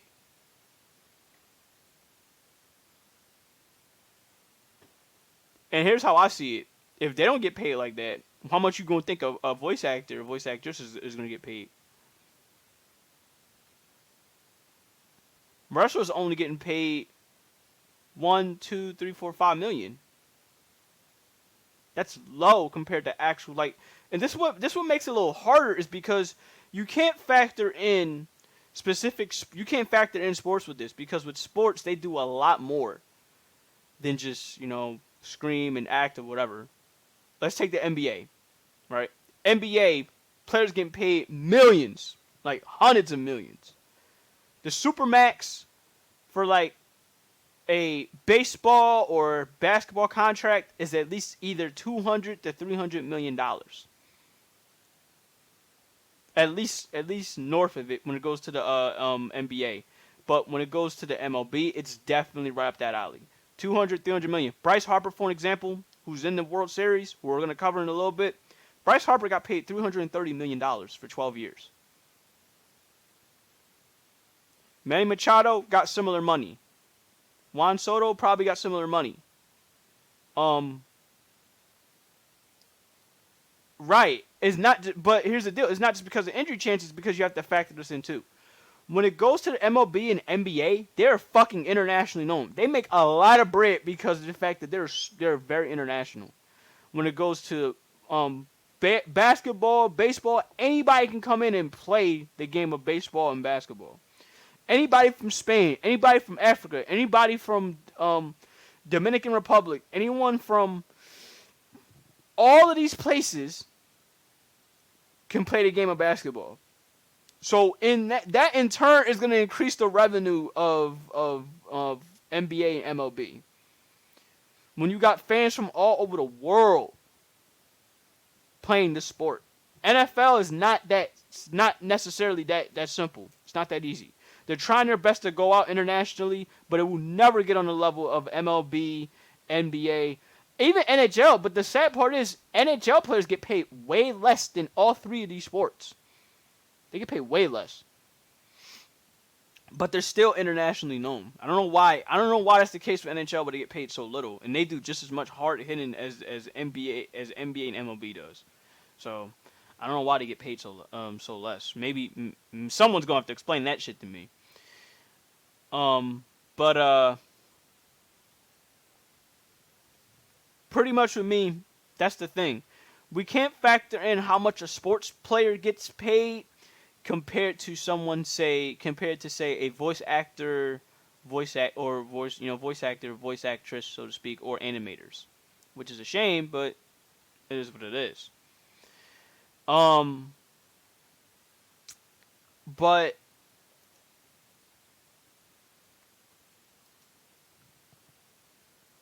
if I had to say, nobody knows hockey despite being so famous. That's why, yeah, it's so fucking crazy to me.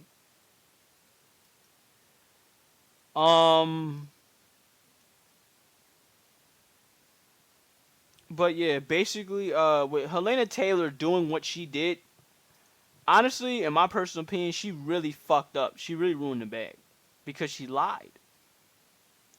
The way I see it is both people are in the wrong here. Both Platinum and both Helena Taylor are in the wrong.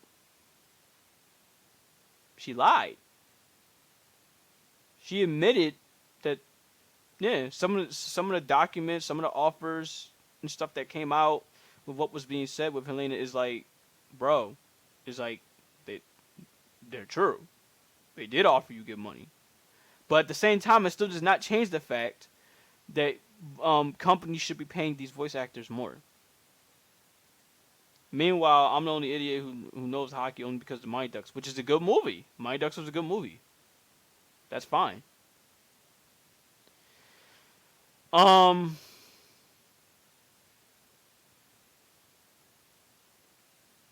Yeah, it's still, it's like, here's the deal. You can't lie about being underpaid. At the end of the day, you not only can't lie about being underpaid, but this is another thing.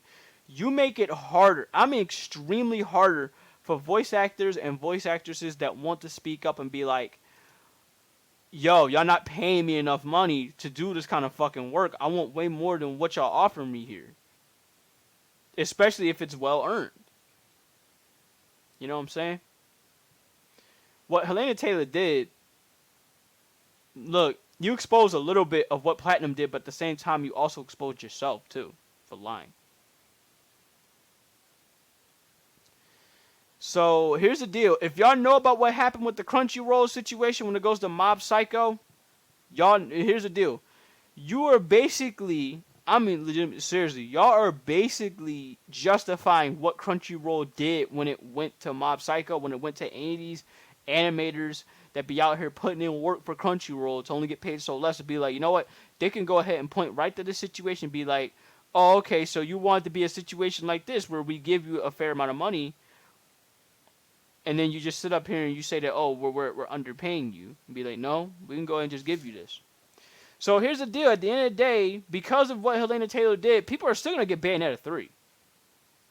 They were going to get it regardless, but now they're really going to get it because of the fact that she lied.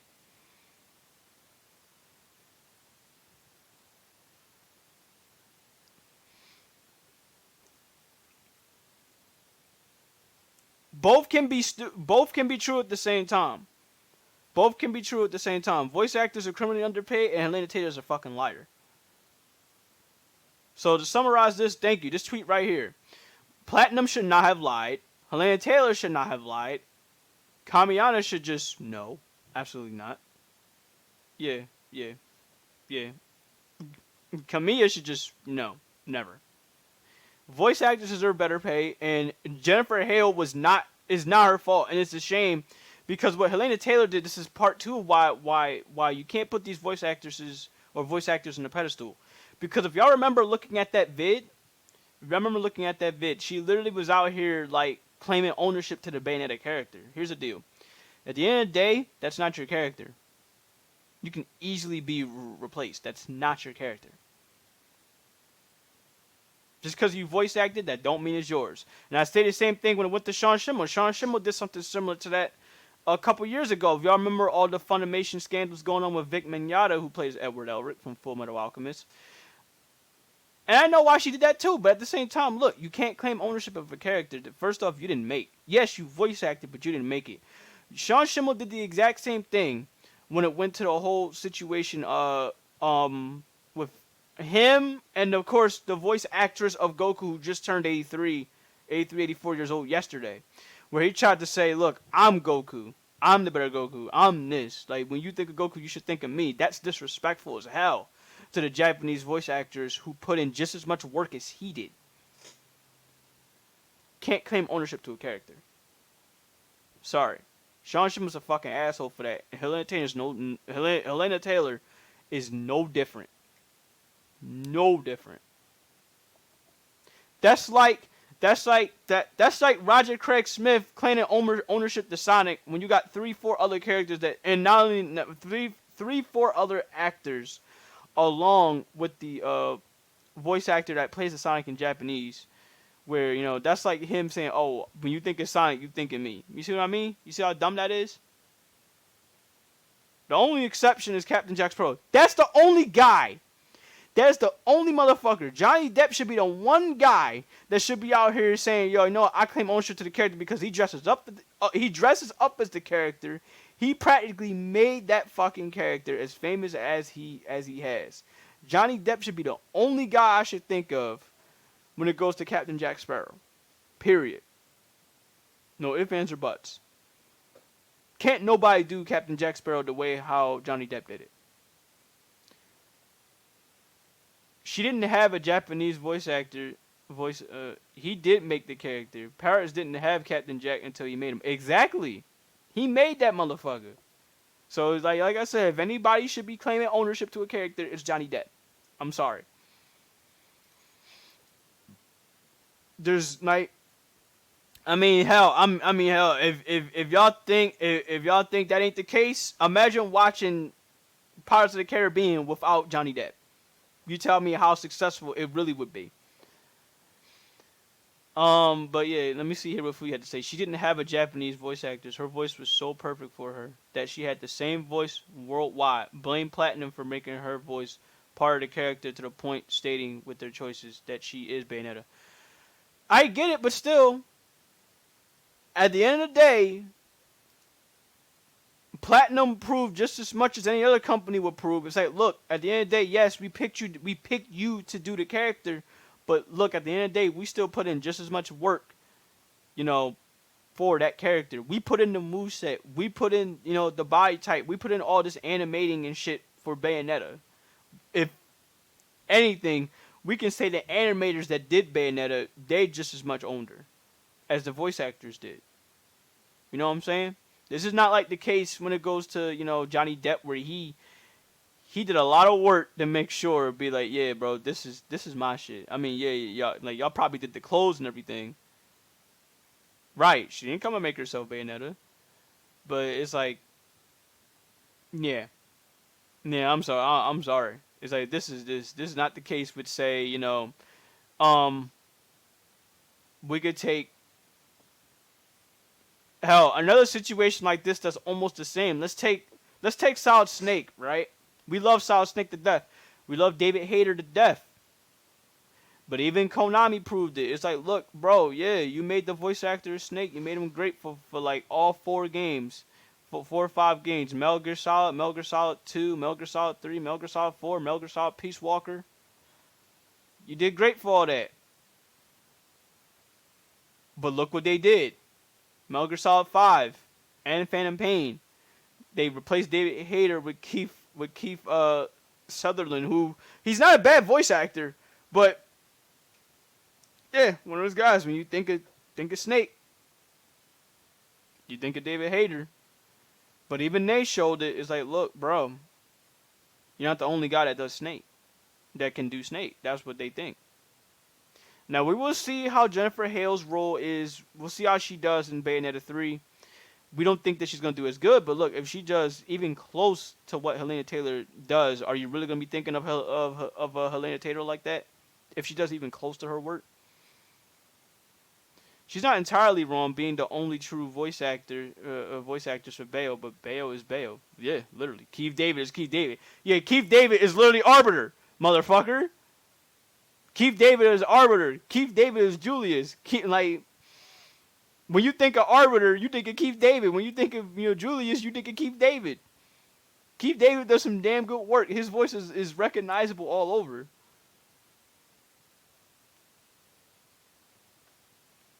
Hell, I mean, even with movies, say, Keith David is himself in Saints Row 4. But yeah, you right. But at the same time, if you go back and play the first Saints Row, he's Julius. So it's like, what do you want me to say? Sun Juan Cho's voices are stupid recognizable too. Also, how about Bleach? I mean, fuck, Johnny Young Bosch. When you think of Nero, who you thinking of? When you think of Ichigo, who you thinking of? You know what I mean? Like, some characters, they definitely send. But at the same time, these are not voice actors that's gonna come out and be like, yeah, I own Nero. Yeah, I love, yeah, Vash. Can't forget Vash. My bad, I almost forgot Vash. Vash and Stampede, shit.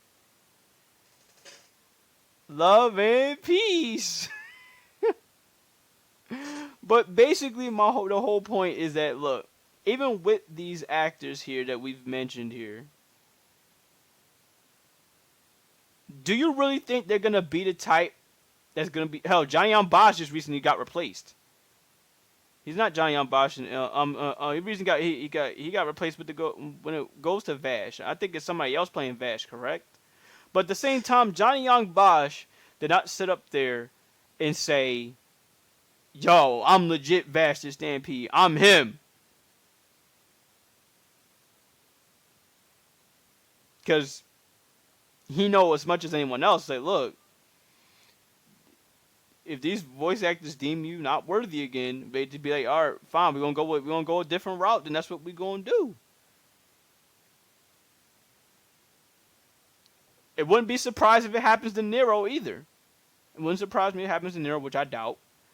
But it wouldn't surprise me if they do it. Ichigo is pretty much set in stone. I don't think he's ever gonna get replaced when it goes to Ichigo. He's too damn good when it goes to all that. But yeah. At the end of the day, I'm not seeing these actors come on out here and being like, yeah, I truly legit own that character, this and that and the third. You know, that's where Helena Taylor kind of crossed the line there. And I hate the fact that because she did that, Jennifer Hale's caught flack for that. When that she can't say anything because she's under NDA. Can't say anything under NDA, so it's whatever. I doubt his Nero will get replaced. I doubt it too, but we'll see.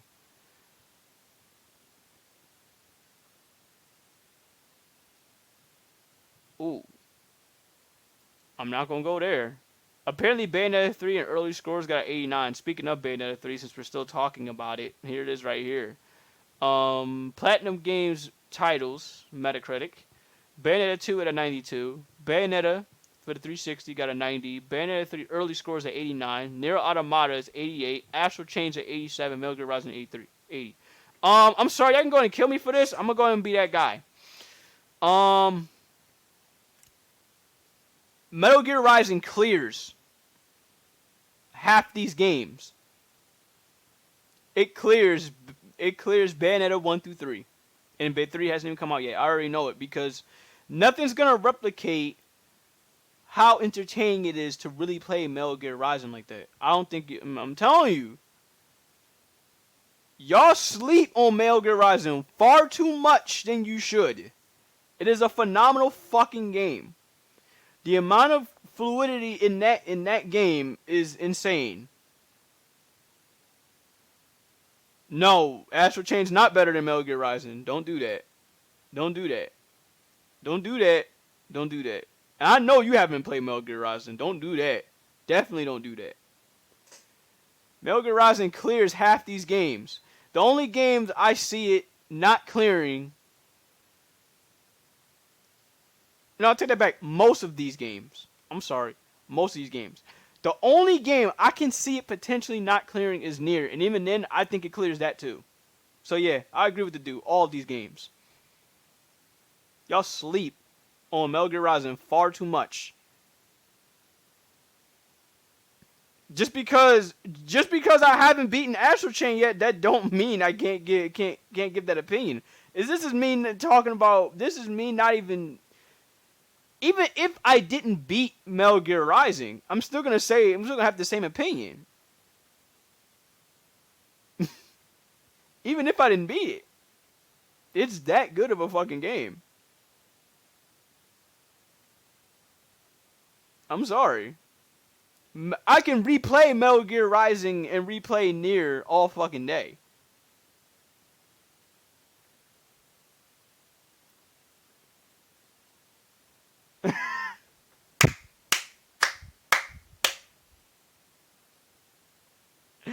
Of course you don't.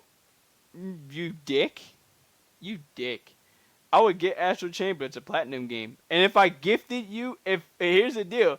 If I gifted you Nier Automata, you can't get mad at me for that, Fuyu. And I can do it easily because on PC, it's good on PC now. Back then it wasn't, but it's good on PC now.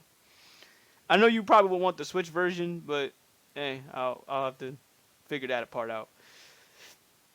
But yeah, for me, my personal opinion, Metal Gear Rising clears these games. But Switch, oh, excuse me, I know. But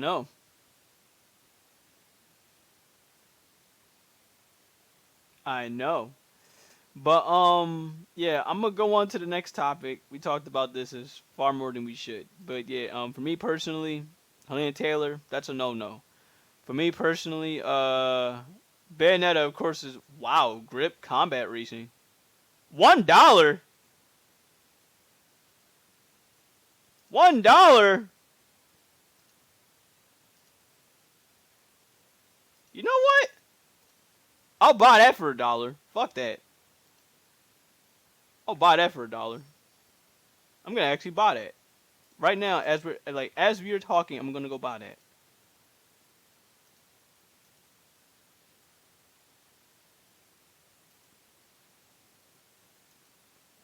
For a fucking $1. Why not? $1? On Steam. On PC. On Steam. It's a racing game. For $1. $1. If I can fucking find it. What is it? Anti-Gravitor? What are these games? My goodness. So right here, Grip Combat Racing on Steam is $1 on Fanatical. And look at this. This is giving me F-Zero vibes.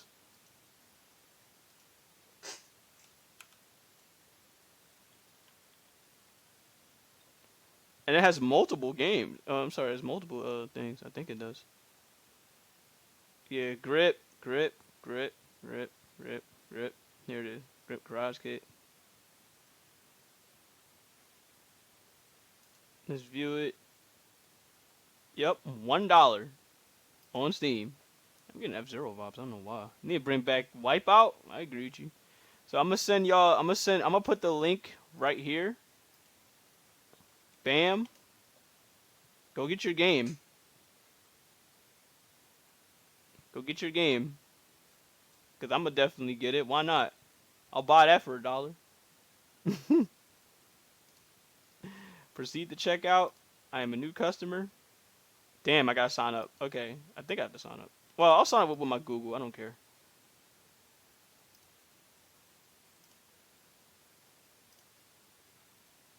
Really? I have to put all this stuff in? Give me a minute. I'd have to get permission to get it, but blah. Okay, I'll see. I'll see if I can get you a key.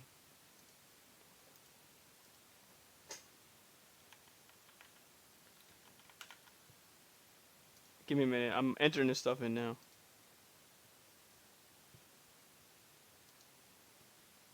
Can I just use my PayPal that they want me to? Okay, cool. I'd rather just use my PayPal. I'll get it twice. Anything is good to buy for $1, except 99 cents and below. Oh shit.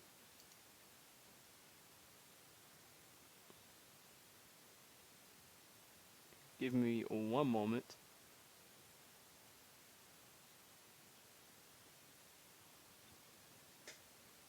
And there's also DLC with the game too, like with all the cars and stuff you can get.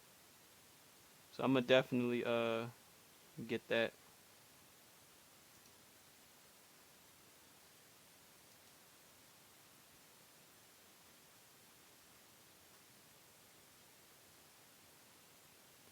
Yep, check out one more time. Oh.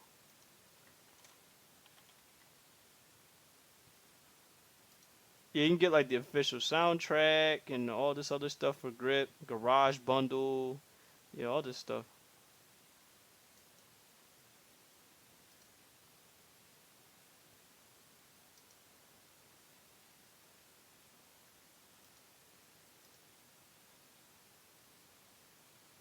So yeah, I bought it twice. Don't worry about it, Choco. I got you.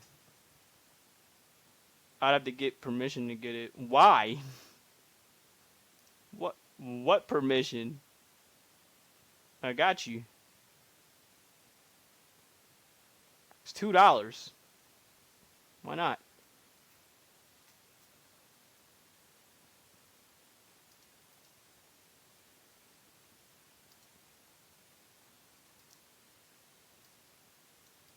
Okay, Choco, check your DMs, Choco.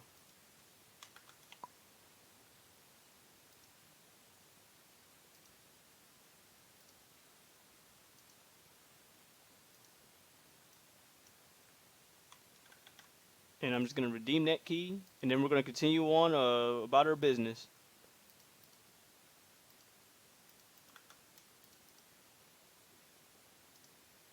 Finish. Thank you. No problem. No problem. Enjoy enjoy your $1 game. It's crazy because it looked fun as fuck too. I might actually try it out today after seeing the game, after seeing that little GIF. There's actually some DLCs with the game too. I'm gonna see if I could check it out. Check out more of the DLCs they have. So they have DLCs of a car, DeLorean 26. They have the Ultrafix car pack. Okay. They have a garage bundle. They have all this stuff here. I don't know how long this stuff is gonna last, so I might just get it all right now. I'm not sure. So why not? So in total,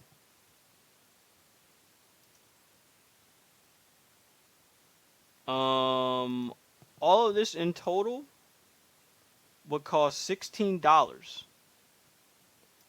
This is not even the official soundtrack. I don't care about the official soundtrack. Garage kit. Okay, $17. I'm sorry. Free DLCs. I might rock the black and green Razor setup. Excuse me? I wish the DLC was free. All this I'm seeing here, they're not free, but they're pretty cheap in price.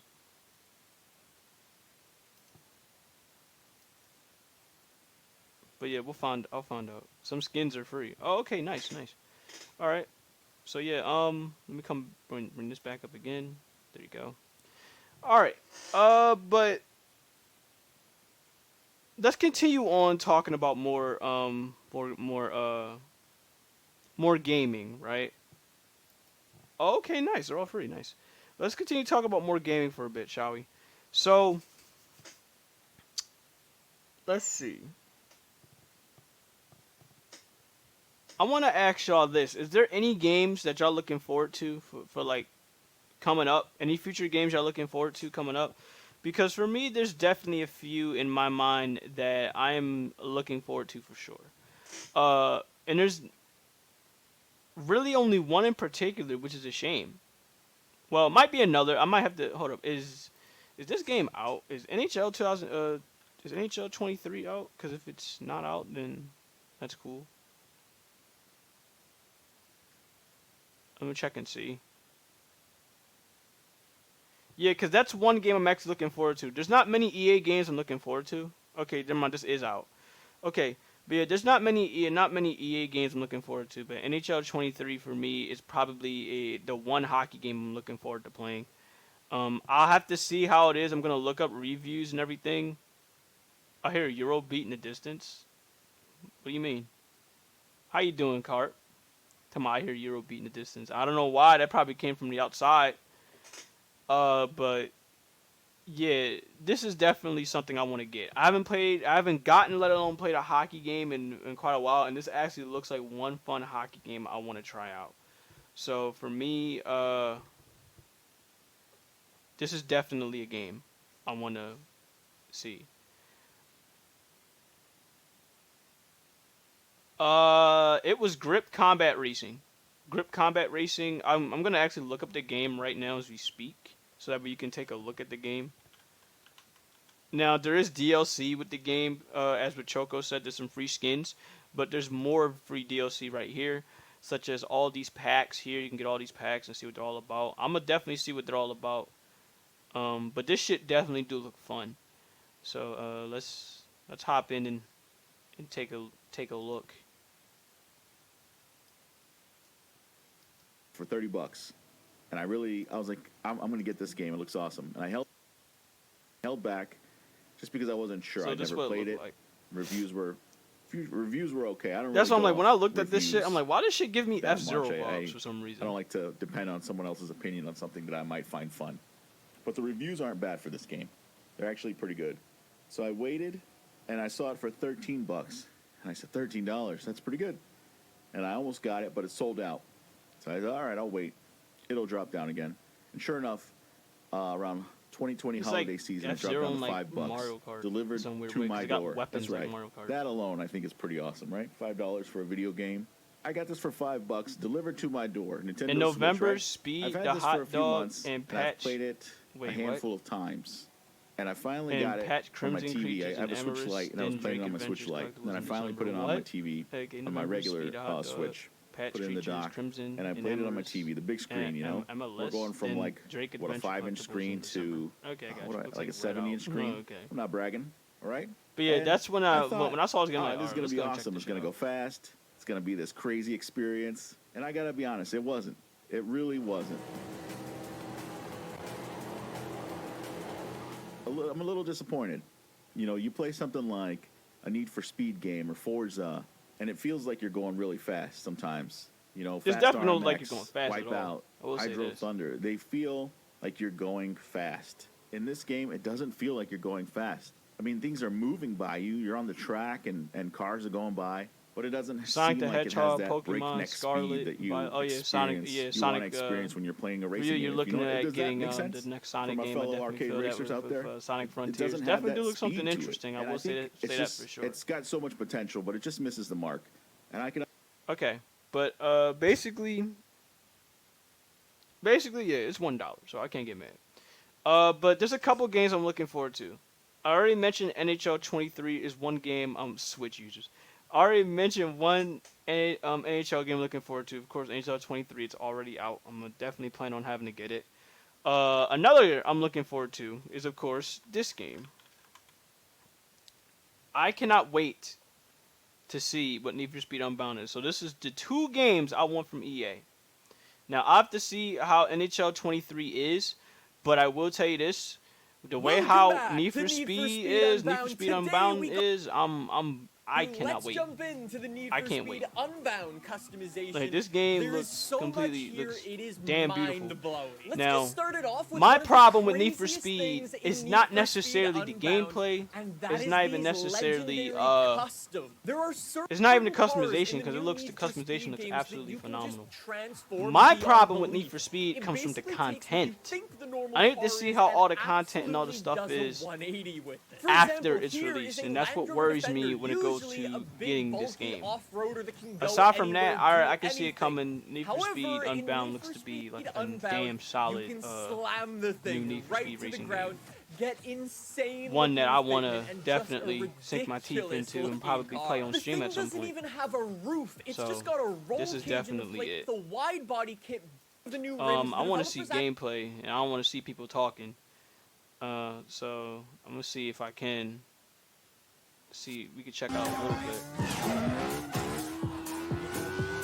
I don't play, let alone play many racing games, but I do have Need for Speed Heat, and I absolutely enjoy Need for Speed Heat. So if Heat was anything to go off of, this might be another game I very much can't wait for.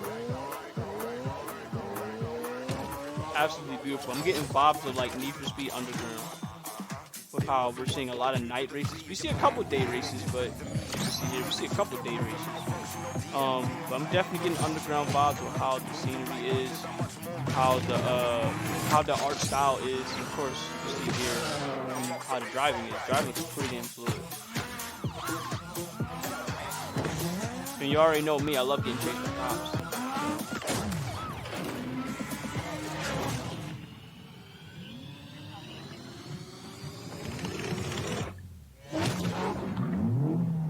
And you get to choose what effects you want for driving, which is pretty easy.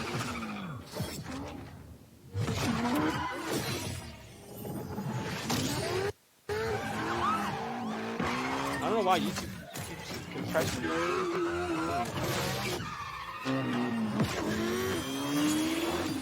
But yeah, as y'all can see, I can't wait for it. Now, of course, there's one more game I cannot wait for. There's one more. Of course, I cannot wait for the newest God of War. I haven't looked at much gameplay for it, understandably so. But yeah, I can't wait. From a combat perspective, This is what I bought a always, PS5 and I for. still It feel wasn't like just the meat Ratchet and and Clank, potatoes it was of any for this God of War game. game is combat.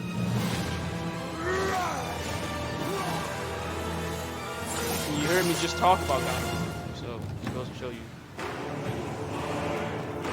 I heard cutting heads off of the things.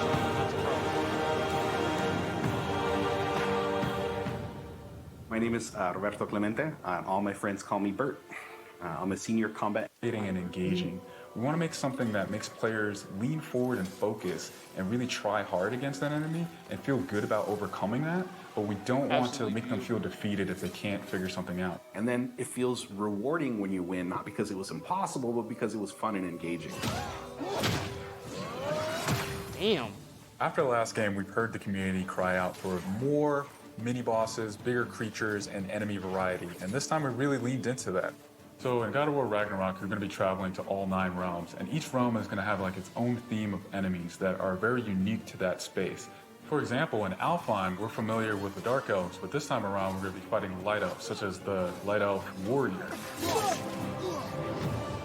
One of the key learnings from the last God of War game is we don't have to think about the camera and how close combat is going to feel. We already have that knowledge, so we can build upon the close camera that we have, and we can iterate on enemies, creating more interesting scenarios.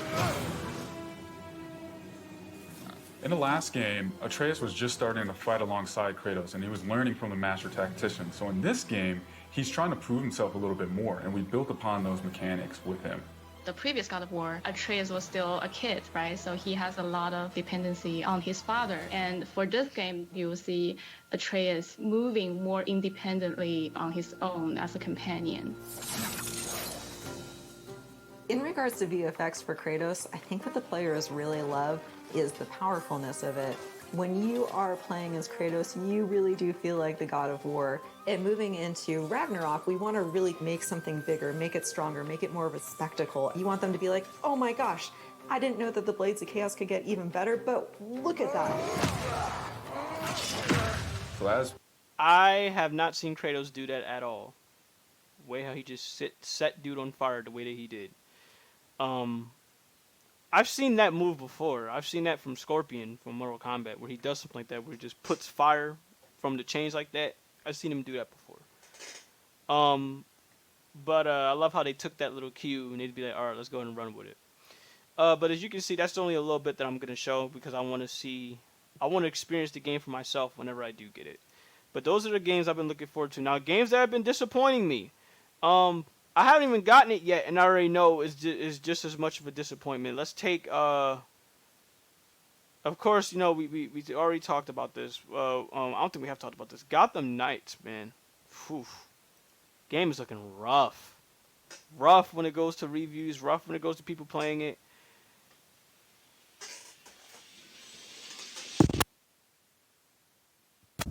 Rough when it goes to reviews. Rough when it goes to people playing it. And so far that's the one thing I'm worried about. I'm probably gonna wait on the game. Keep burping, my bad. I'm probably gonna wait on the game around. I'm gonna wait. IGN is not happy. They got memed on. When it goes to the game, or are you talking about IGN in general? IGN in general gets memed on. But if you're talking about Gotham Knights, I'm not surprised. Arkham Knights, I'm absolutely not surprised, because the game is just. It looks like it'd be a tedious grind to play, and that's a shame because they gave Gotham Knights a 5, so someone made a mod of their rating for Spider-Man. Ooh, show me that when you got time. So you can fly around as a review score of 5. We're gonna light them the fuck up.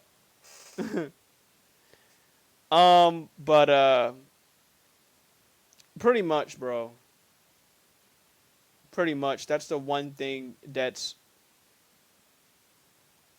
Yes, absolutely. You absolutely posted here.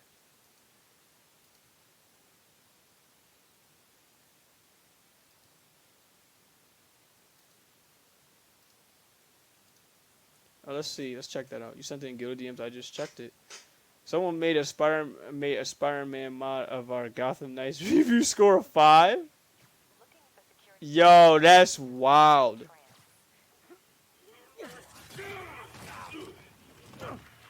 And who determines the ideal ratio of talking versus not talking? Also, how would you measure? Words per minute, syllables per second? Or is it more about how many words one uses to express a single... Okay, now I can do some real damage.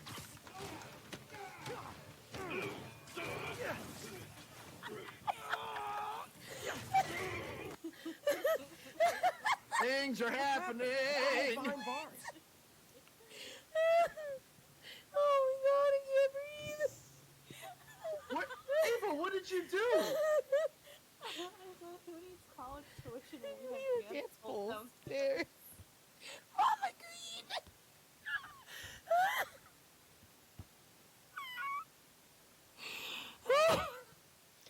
It's sad. It's crazy. It's crazy. That clip sums up my reaction with that 5. That whole clip. That whole clip sums it up. How you doing, Kayla? I hope your day has been well. Hope everything has been well. Oh god, that whole clip of seeing the review score of 5 just swinging around town in Spider-Man, beating people the hell up, like.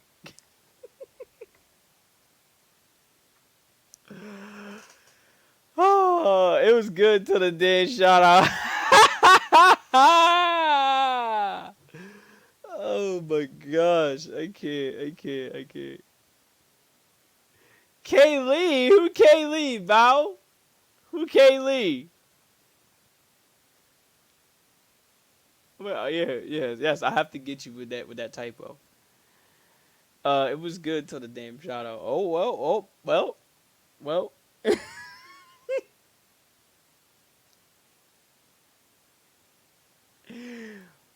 Why you pinging Frank Sinatra? He don't stream here. Oh Christ, man! But how you doing, Kayla? Hope everything has been all good with you. Hope everything has been great. Hope it continues to be great. Oh Jesus! But to put it simply, Gotham Knights has been a big disappointment, and it's a shame because it's one game I was definitely gonna look forward to getting. If it wasn't gonna be around now. It was not gonna be around now. It wasn't gonna be around now that I was gonna get the game. It was gonna be at least around maybe 2 to 3 weeks. Maybe I wasn't sure. Either way, I was gonna get it on a sale. I was gonna get it on the sale either way, but to see it's been that much of a disappointment so far is something I'm just gonna hold off until. If you weren't working. If you were not the adult. Also, Miru, it sounded like you said, Alex, if you weren't twerking, you could be here. I was like, what? I mean, Alex. Alex, are you twerking for work? Did I not know this? You gotta make that money somehow. Just accept the fuck, Chris. That's how she makes friends. She gave me a...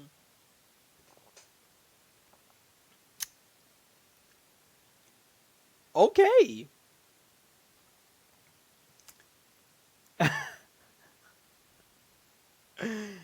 So we got people twerking for work.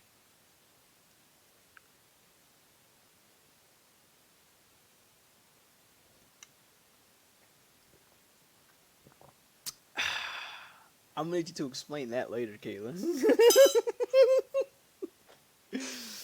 Oh God. Oh God, Kayla, I need you to explain that. Explain that later. Definitely explain that later. But there's more. But to continue, I continue. There's more. We gotta. Well, Gotham Knights disappointment. Anything else when it goes to a disappointment? I really don't know because there wasn't many games I was looking forward to throughout the rest of this year, aside from the ones that I already got. But we'll figure more of that out along the way. How about you guys? Have there been any games that have been a disappointment to you so far? Because for me, those are the only few that came to mind. It's just Bayonetta at the moment because of the situation involving Bayonetta. And it's really not the gameplay's fault. We don't know much about the gameplay. It's not their fault. We don't know about that. But it's just... Yeah. It's just simply... That's it. Those are the games that have been disappointments for me. And those are the games I'm looking forward to. I really cannot wait for that Need for Speed Unbound. I really want to get Need for Speed and see what that's all about. And Need for Speed Unbound. I really want to get that God of War. I really want to get NHL 23. Hopefully NHL 23 is not as bad. Gotta worry about it. Bayo got fixed? Not quite. We just covered Bayo. Talked about the voice actor situation when it goes to Helena Taylor and Platinum and how all that was handled. What do you mean it got fixed? How fixed? By the way, I'm gonna let y'all in on a little something which should be it was handled. How was it handled? Is there any sources to this? How was it handled?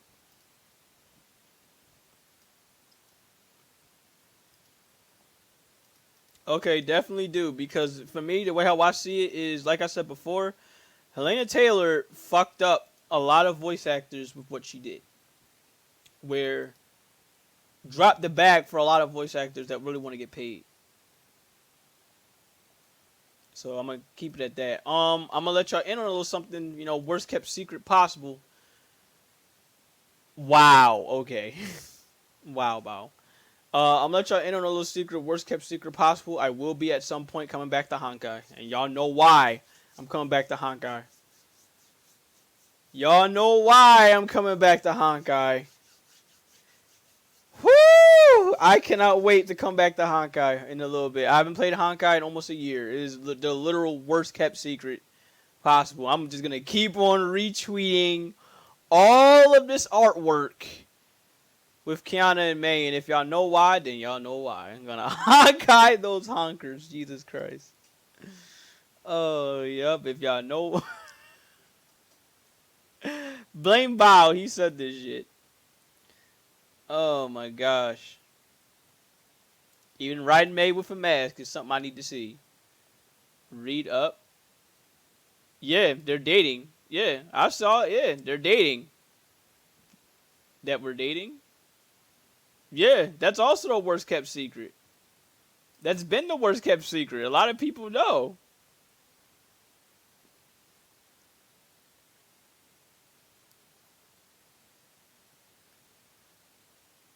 Yes, absolutely the worst kept secret. I love how you had to throw that in there, didn't you?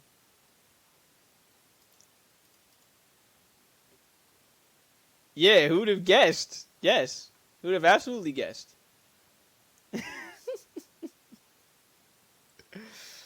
Oh shit. But yeah, pretty much. Yeah, that's the worst kept secret. At some point in time, when that new chapter is released, I will be hopping back on Honkai to get to that new chapter. I have not played since one of the older chapters. I think it's 27 or 28, some shit like that. That's the last time I've really played it on stream to go through the whole story. But we're not done with Honkai. I was never done with Honkai. I'd be like, yo, Honkai, I just need to take a little break from it. But seeing as we're coming back with it very soon, I can't wait to see that new chapter and see what's really gonna happen when it's translated in English. Excuse me. But next, we got one more thing to talk about. And that's some sports. So, like I said, if y'all haven't known already, I usually save up my sports segments for last because I know not a lot of people are into sports. So let's get right down to it. First off, y'all know what we need to talk about. The MLB. I have to talk about the MLB. So let's talk about the Philadelphia Phillies for a minute, right? They're the first team that comes to mind with all this because they're basically the Cinderella story of all this. Not even me being biased. They're the literal Cinderella story of sports right now. The Philadelphia Phillies was not supposed to be in these playoffs at all. They weren't supposed to be in the playoffs, especially under the record that they were in. I'm gonna talk about them too.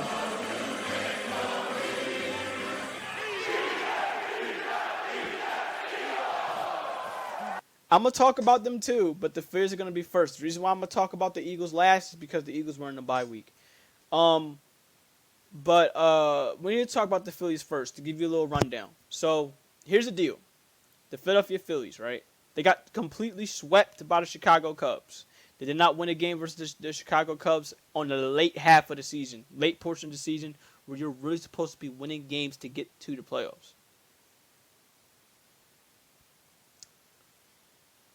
They were really supposed to be, yeah. They were supposed to really get there. For them to get there, they needed help.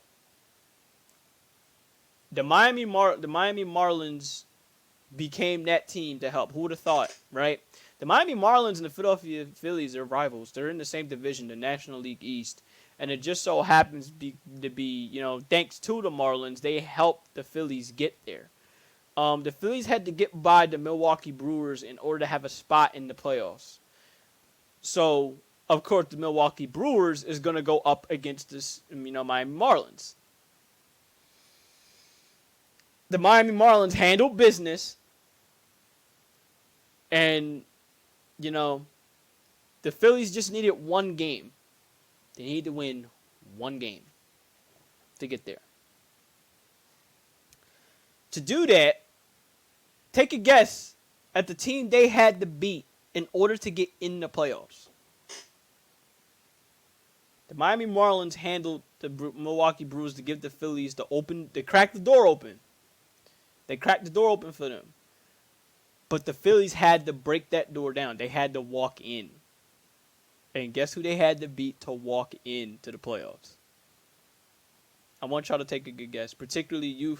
I want you to take a guess at who they had to beat. So when she has time, it's going to be crazy. Then again, I think she already know, but It's gonna be crazy. If she's not here, and if she can't give an answer, you don't know? You really don't know who they had to beat to get in? Trying to fill out a booklet? They had to beat the team that they're meeting in the World Series right now. The Phillies had to beat the Astros to get in the World Series. I'm sorry, to get in the MLB playoffs. Literally, all the Phillies had to do was win one game. They won that one game against the Astros to get in the playoffs. While the Marlins sat up there and handled business against the Brewers. That's some fucking insane shit. That you couldn't write that any better, right? You couldn't write that any better. They beat the Astros to get in the playoffs. Then, not only that, they beat the Cardinals, who they were not supposed to beat. Not only did they beat them, they swept them. They swept them in the playoffs. Then we got the Braves, the defending World Series champions. The 2021 defending World Series champions in the Atlanta Braves. They beat them. They beat them. They beat them 3-1. They lost one time, and that was on the road. They handled them at home. And of course, now we got this situation with the San Diego Padres. The Phillies handled them too. They beat them 4-1. The Phillies have only lost twice in these playoffs. And both of them were on the road. But when it goes to them being at home, they're undefeated at home. No one has beaten them at home.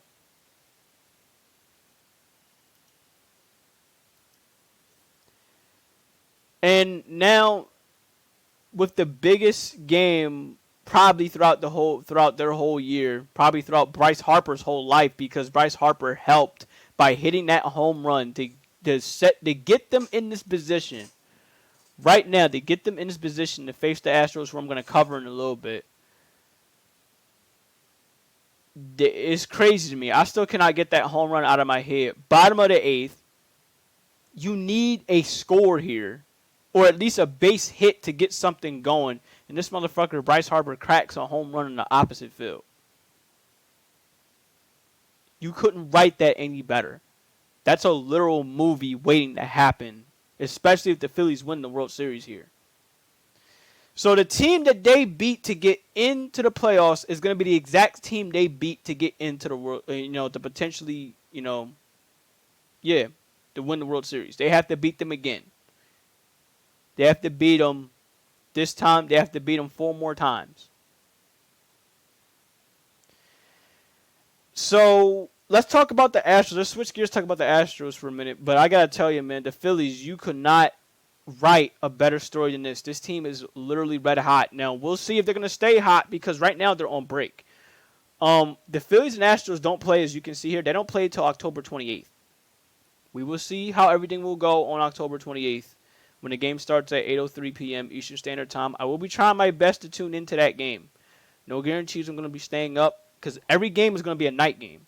Obviously, it's going to be a night game. So, yeah, no guarantee to see how this will go. The Houston Astros is pretty simple. The Astros have been literally the best team arguably the best team in Major League Baseball, top to bottom. Complete unit, great pitching. Great relievers, good batting. They have the complete package needed to basically become the dynasty that they want to be. As much as I fucking hate them, as much as everybody fucking hate them because they're cheaters, here's one thing we can't take away from them. That team is fucking loaded.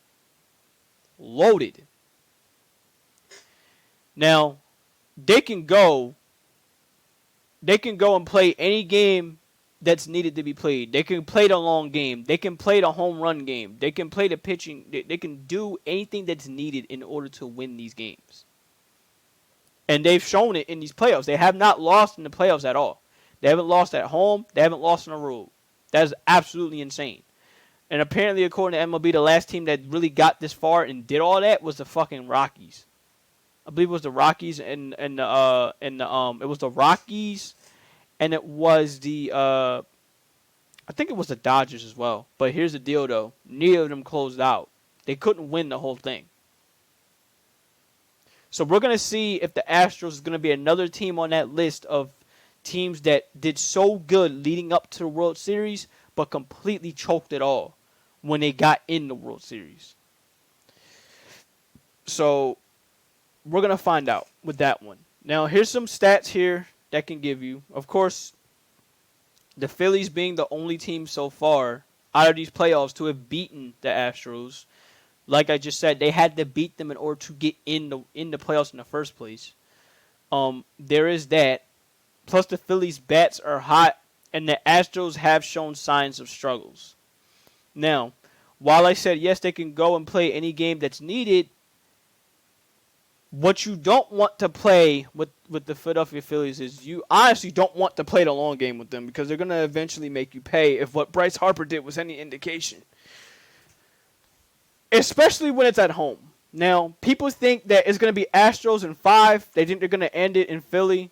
I honestly don't think it's going to be Astros in 5. I feel like it's going to be like this. If Philadelphia takes either Game 1 or Game 2 of these playoffs, it's going to be tough for the Astros to win in Philadelphia. So just taking one game in their home is going to set the tone for what these playoffs are going to be all about. So, yeah, the way how I see it is this. The Phillies nor the Astros, neither team is going to lay down and die. But I definitely can see it like this. It's going to come down to a Game 6.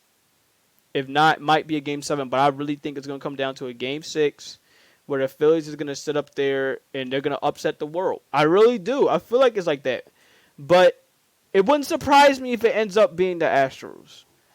And it wouldn't surprise me all because of what people be saying is like, look, this team is fucking crazy. I don't know how the hell you beat the Astros.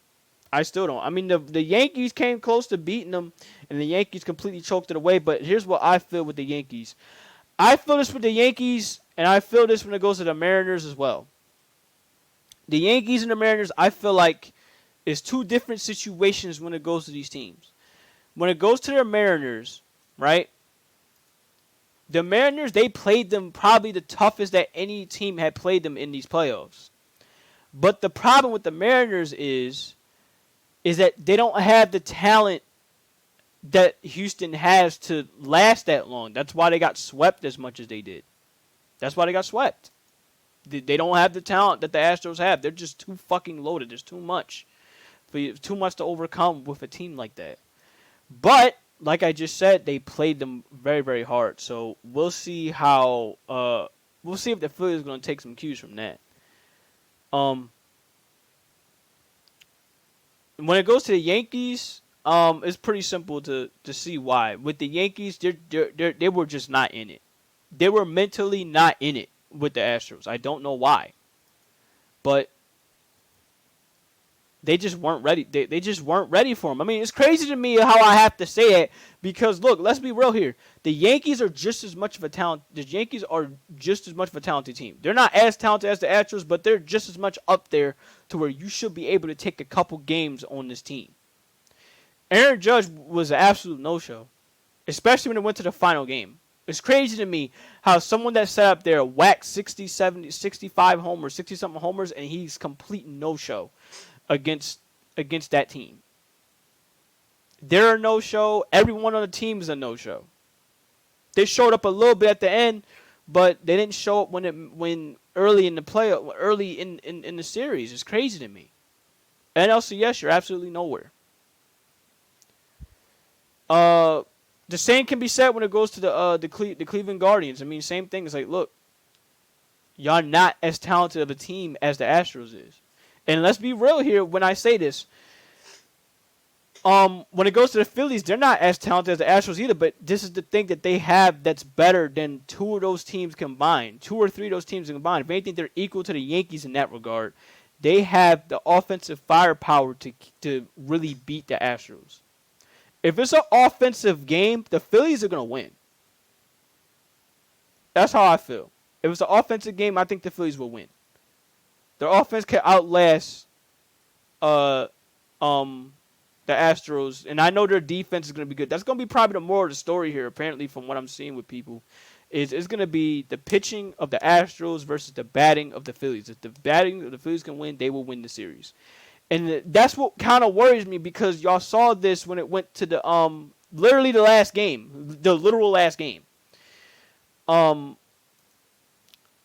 the literal last game, it took Bryce Harper to help us get through this game. And even then, our pitching was fucking spotty as hell to the point where I'm thinking this game's going to go back to San Diego.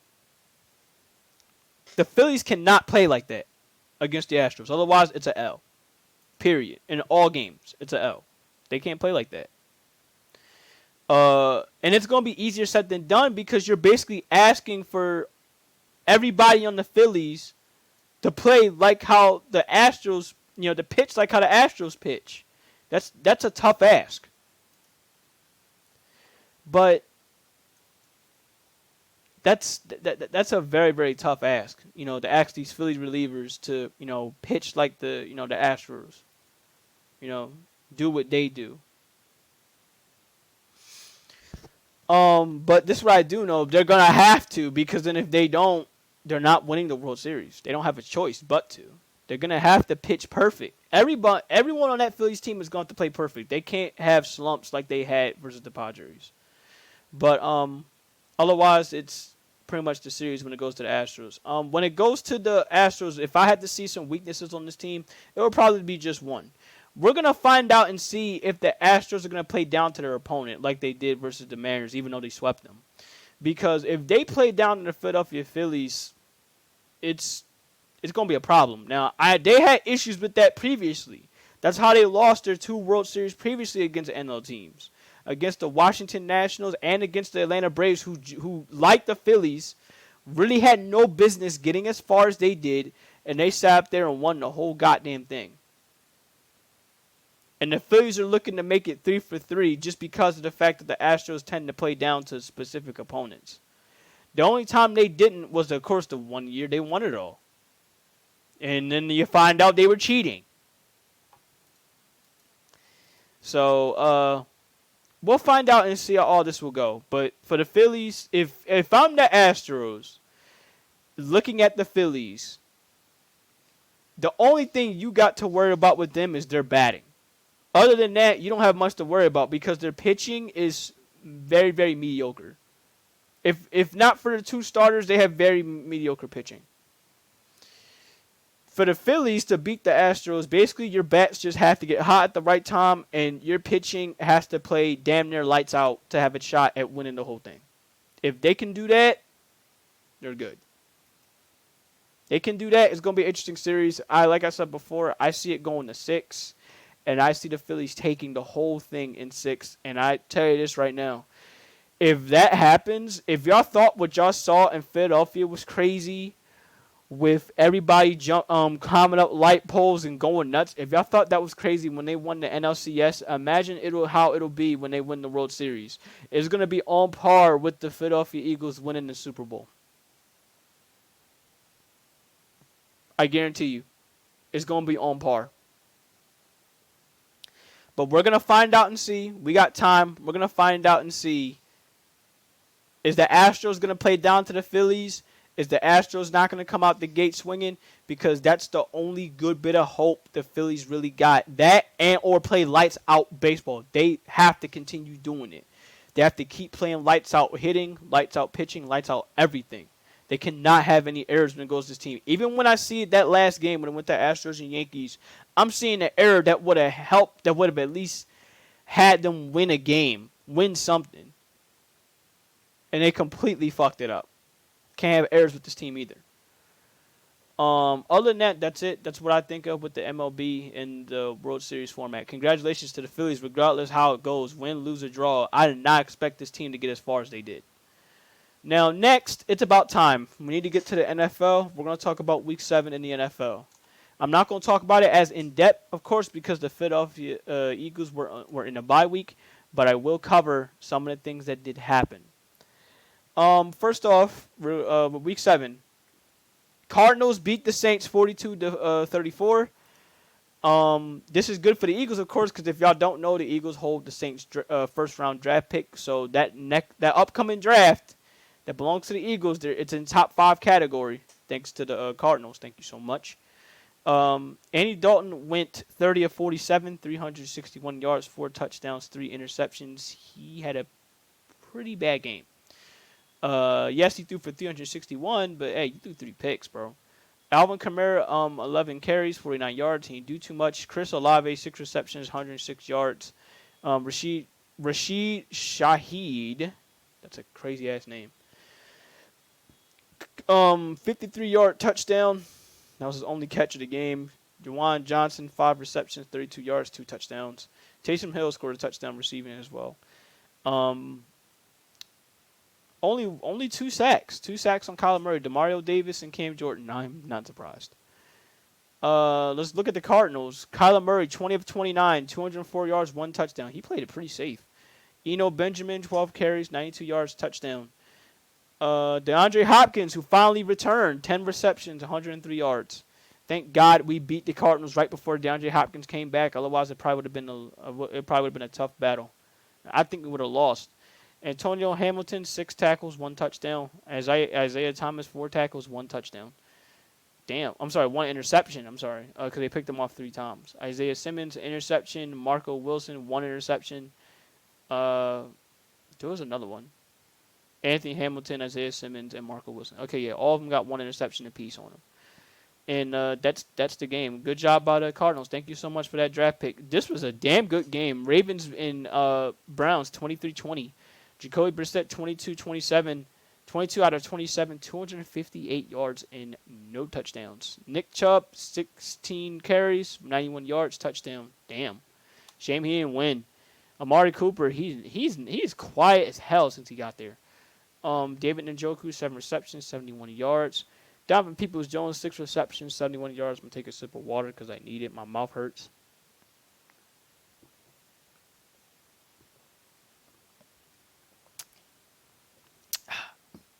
And, of course, we see some... Yeah, already hydrated. Everybody hydrates. Martin Emerson had a sack. Taven Bryant had a sack. Okay. I'm not really going to keep track of the tackles unless it's absolutely important. Lamar Jackson, how the fuck does this happen? 9 of 16, 120 yards? Yo, Lamar Jackson, for somebody that wants to bag, for somebody that wants to get paid a big contract, he is not doing a good job of it. 9 of 16, 120 yards. That is fucking terrible. Gus Edwards, 16 carries, 66 yards, and a touchdown. 2 touchdowns. Lamar Jackson carried the ball for 59 yards. Carried it 10 times. Kenyon Drake, he's not doing much over there. Rashad Bateman, 4 receptions, 42 yards. Devin Duvernay, 2 receptions, 42 yards. And Mark Andrews was shut down the whole game. Wow. Patrick Queen, 7 tackles. He had a sack. Patrick Queen's been a damn good pickup. Calais Campbell, Kyle Hamilton, and Justin Houston each had sacks on this dude, on Jacoby Brissett. Wow. Justin Tucker pretty much had to hit the game with a field goal in order to win because how else would it be 23-20? The Ravens literally had to hold off the Browns because, look at this, in the 4th quarter they only scored 3 points. So, yeah, Justin Tucker doing Justin Tucker things. Now, this right here, let's see, who deserves it? Who deserves it? Who deserves it? Who deserves it? Who deserves it? Who deserves it? Our Clap Cheeks Award. You know what? Give it to the Buccaneers. Buccaneers got their cheeks clapped. Tom Brady is absolutely Tom Brady. Clap them cheeks! Clap them cheeks! Clap them cheeks! Clap them cheeks! Tom Brady, dog. I don't know how am I supposed to feel. This is actually a bad stat line. I ain't gonna hold you. Tom Brady, 32 of 49, 290 yards, no touchdowns, no interceptions. He ain't throw any interceptions, but he ain't throw any touchdowns either. But come on, bro. He threw the ball damn near almost 50 times. One more pass would have been 32 of 50 or 33 of 50. Either way, it's like, come on, bro. He's 40-something years old. You're making this dude throw this much. Rashad White, the running game did not get going at all over there in Tampa Bay.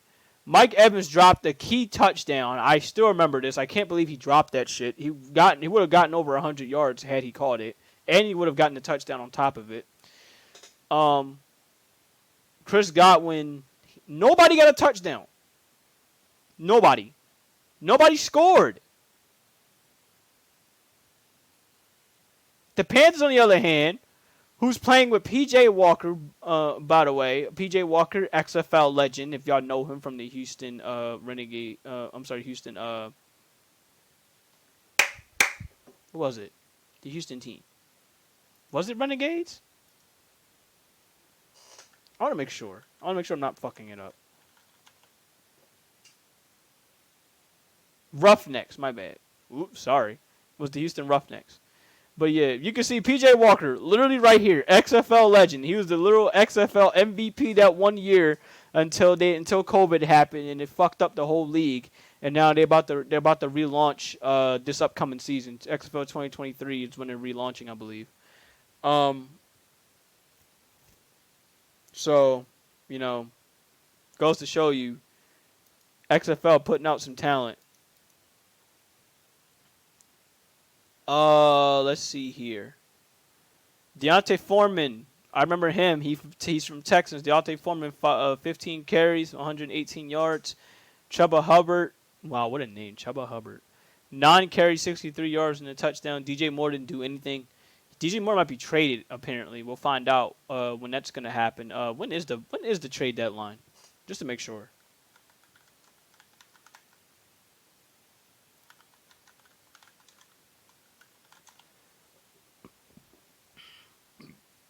Whoa! I don't know why my raids are not working, but Preacher of Valor with the raid of 2. Speaking done, bro. I just shouted you out earlier. Preacher, how you doing, bro? Welcome. You're just coming in the sports portion of our little podcast. How you doing, bro? What's good with you? Let me go ahead and put out a there you go. Shout him out. Definitely check him out. Amazing content creator. Very funny dude too. You had a dream, bro. Can I knock this off the wheel? Oh, shit. The Black Rose Order has arrived. Yes, sir. Indeed. How you doing, Black Rose? What's good with you?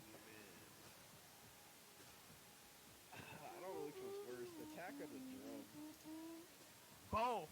Get them out. They got no wheel. But yeah, we were just coming in talking about some NFL.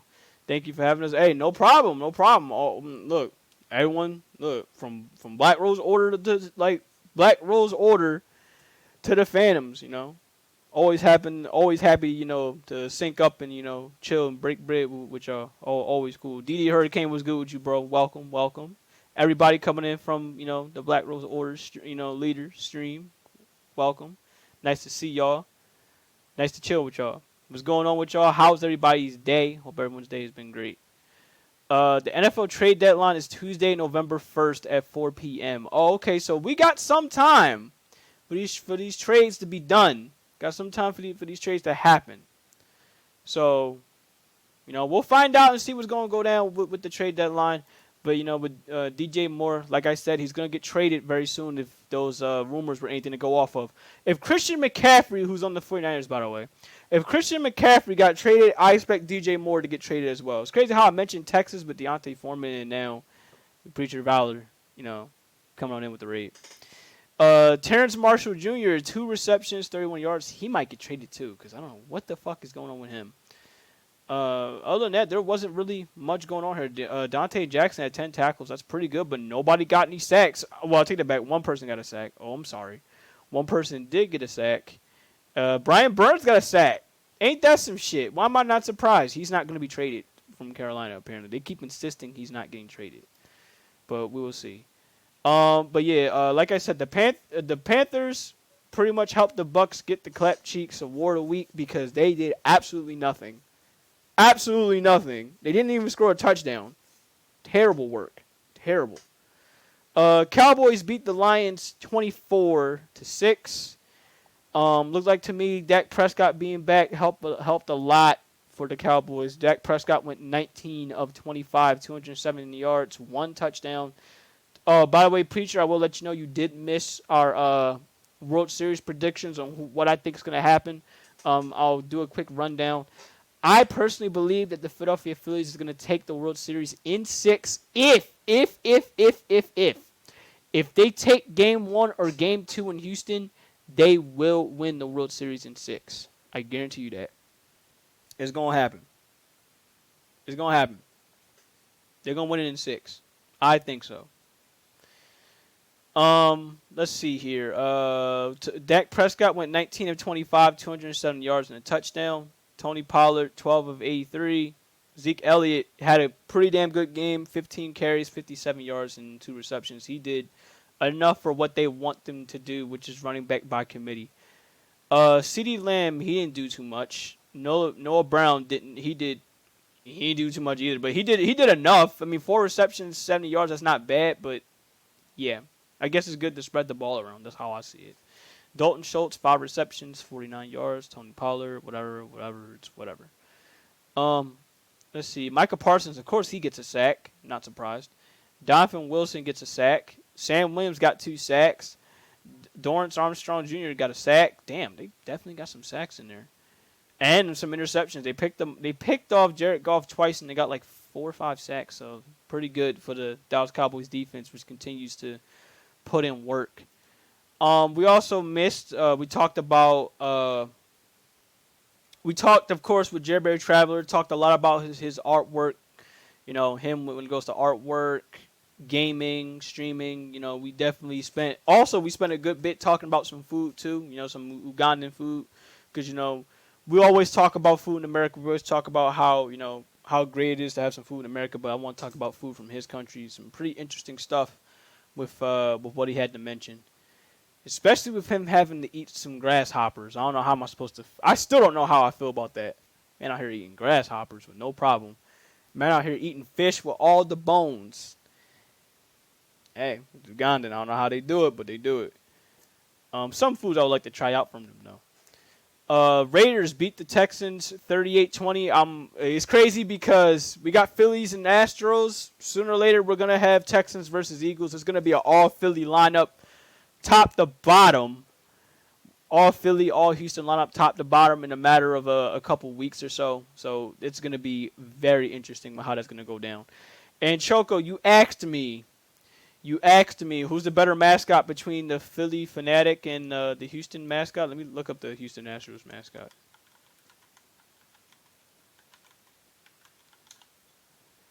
The Houston Astros mascot. Let me look up the Philly Fanatic real quick too.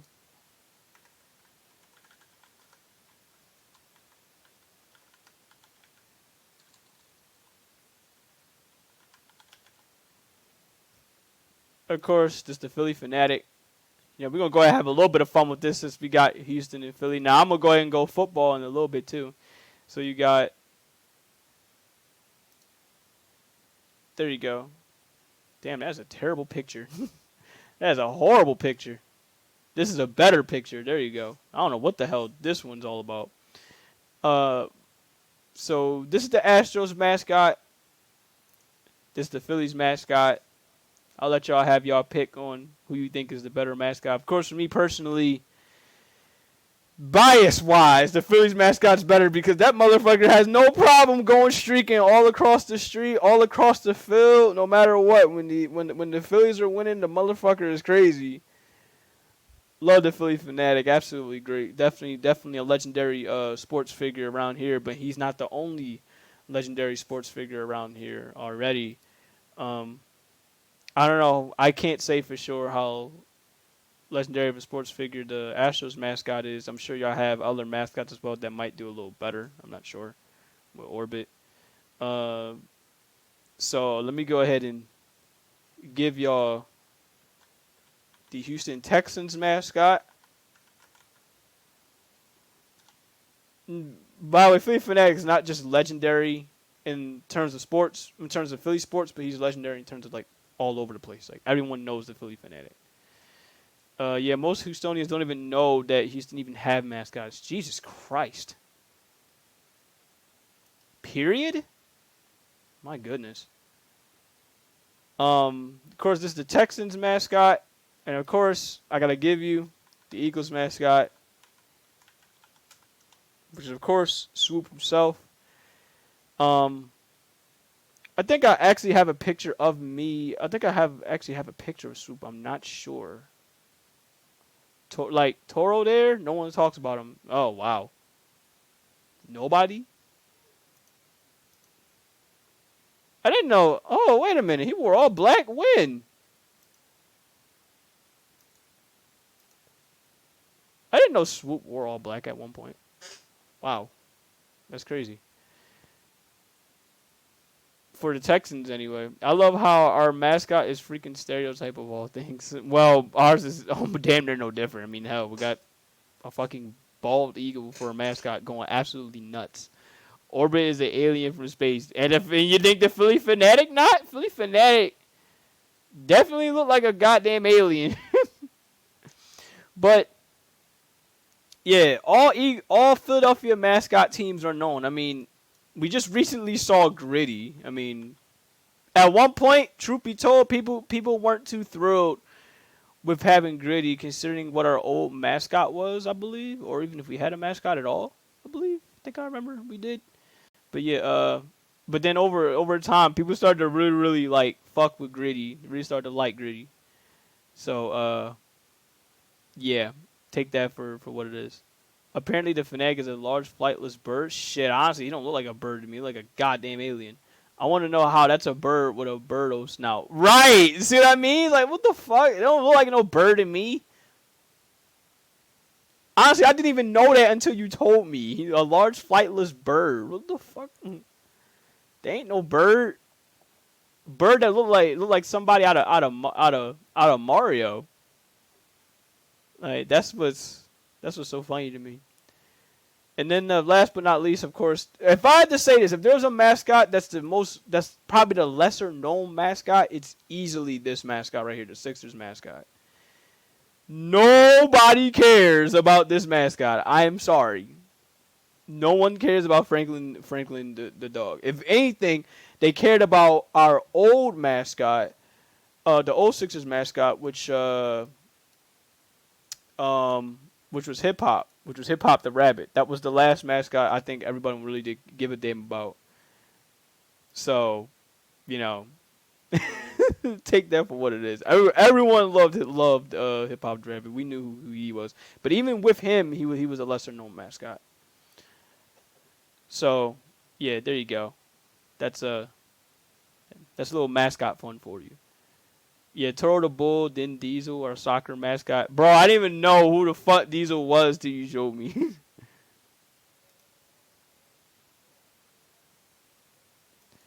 Alright, so I'm going to continue. I'm going to go ahead and keep going. This shit is funny.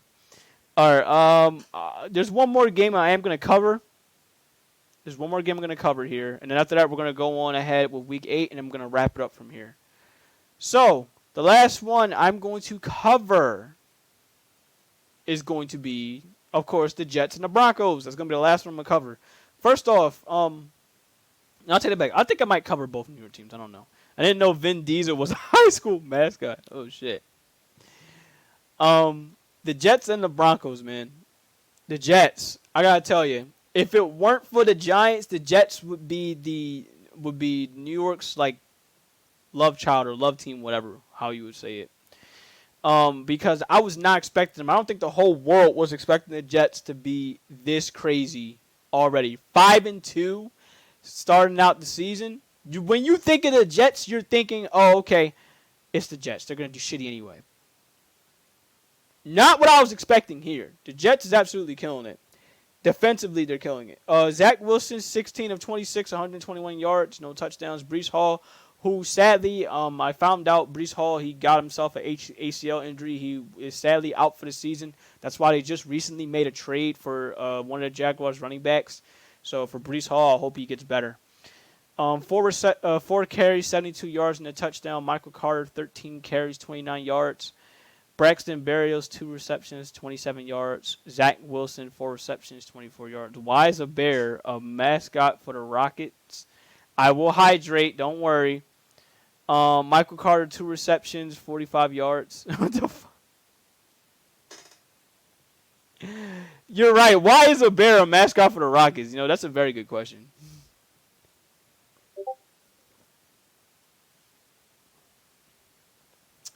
Michael Carter, 2 receptions, 45 yards. Garrett Wilson, 4 receptions, 24 yards. Tyler Conklin, I remember him, 4 receptions, 22 yards. And, of course, Braxton Berrios again, who had 3 receptions. He didn't do too much. Nobody did all that much, but they got enough to win. You want to know why they got enough to win? Because the fucking Broncos are horrible. They're terrible. Even without, Russell Wilson, who's shitty, it's terrible. Brett Ripon, I don't even know what that guy's name is. He didn't do all that good. Yes, he had 225 yards, but he didn't do too good. Latavius Murray had a touchdown. Melvin Gordon did okay. Jerry Jeudy almost had 100. Goddamn. Cortland Sutton, he didn't do too much. Nobody did all that much. If anything, if anyone's a bright star on this Broncos team, it's probably Patrick Surtain. He's a keeper. I'll say that for sure. Keep him a long time, best you can. Now, last but not least, I need to do this. Week 8 picks. Who I think is going to win Week 8? What's going to happen? Week 8, Ravens Buccaneers. We already know where this is going. The Ravens are probably going to. No, take it back. We don't know where this is going. You want to know why I say we don't know where this is going? Because the fucking Ravens are so up and down, it's not even funny. They were supposed to win against the Giants, and they completely fucking squander it. Now they're going in versus the Now they go in versus the Browns. Oh, they can close out a game. Oh, they can win. So you know what? We don't know what the hell is going to happen between the Ravens and the Buccaneers. Yes, the Buccaneers are fucking spotty as all hell, but we don't know what's going to go down with them. So if anything, if I had to pick a team who I think is going to win,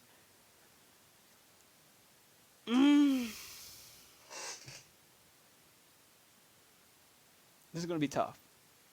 If I had to pick a team that I think is going to win, I'm going to say the Buccaneers is probably going to win this game. Mainly because I think the Ravens is just going to choke it away. And Tom Brady's going to be like, oh, okay, thank you. I'll take that free W. I'll take that W. Thank you very much. I will take it. So, yeah, Ravens, Bucks. I think Bucks are going to win by a score of 24-21. They win by game-winning field goal. Broncos, Jaguars. Jaguars are going to win this game. Why? Because the Broncos are straight up fucking terrible. Even with Russell Wilson there.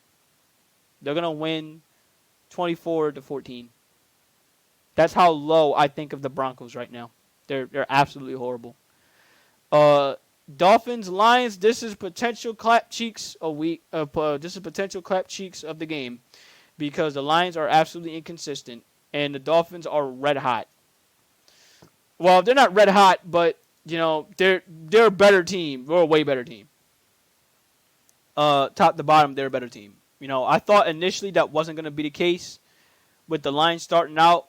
But, hey, the Lions showed they're still the Lions. They're still out here being spotty. They're still out here being what we always knowing them to be. So, we'll see. We'll find that out. We'll find that out, I suppose. Motherfucker. I was waiting for somebody to actually redeem that. I'm going to actually say this for how long? How long I gotta say I suppose for? I forgot. Damn, for 5 minutes? Shit. Alright. Hold up. Let me go and get a timer.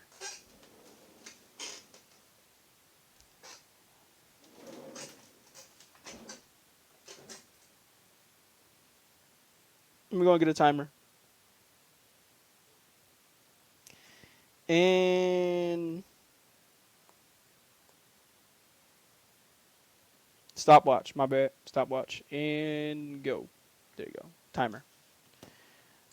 Rip me talking about how Clutch got his name, I suppose.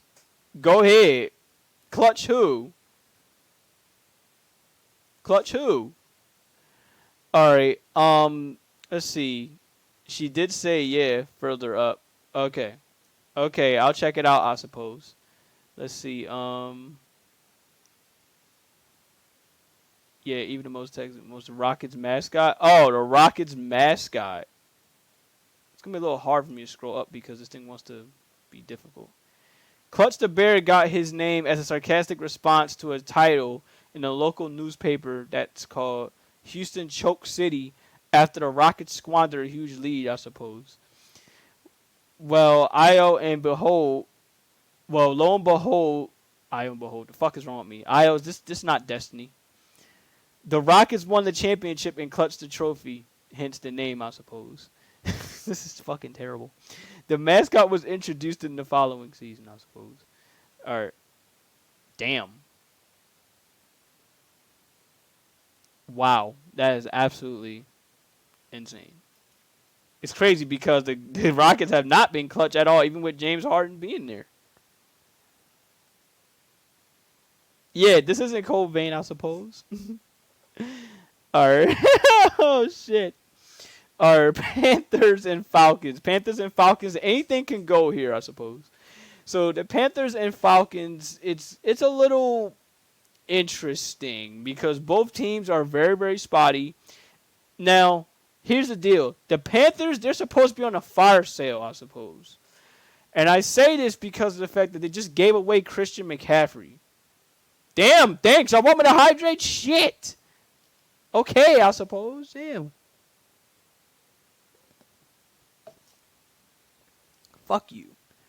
The Panthers and the Falcons,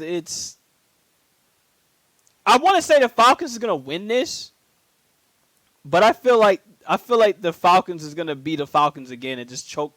They're going to choke the game away, I suppose. So, we'll see. You didn't hydrate earlier. Well, I hydrated now. Cardinals, Vikings. Cardinals, Vikings. I think the Vikings are going to win this game. The Vikings they're on fire ever since they got their ass kicked by the Eagles, but they got lucky on one of the games where they were supposed to I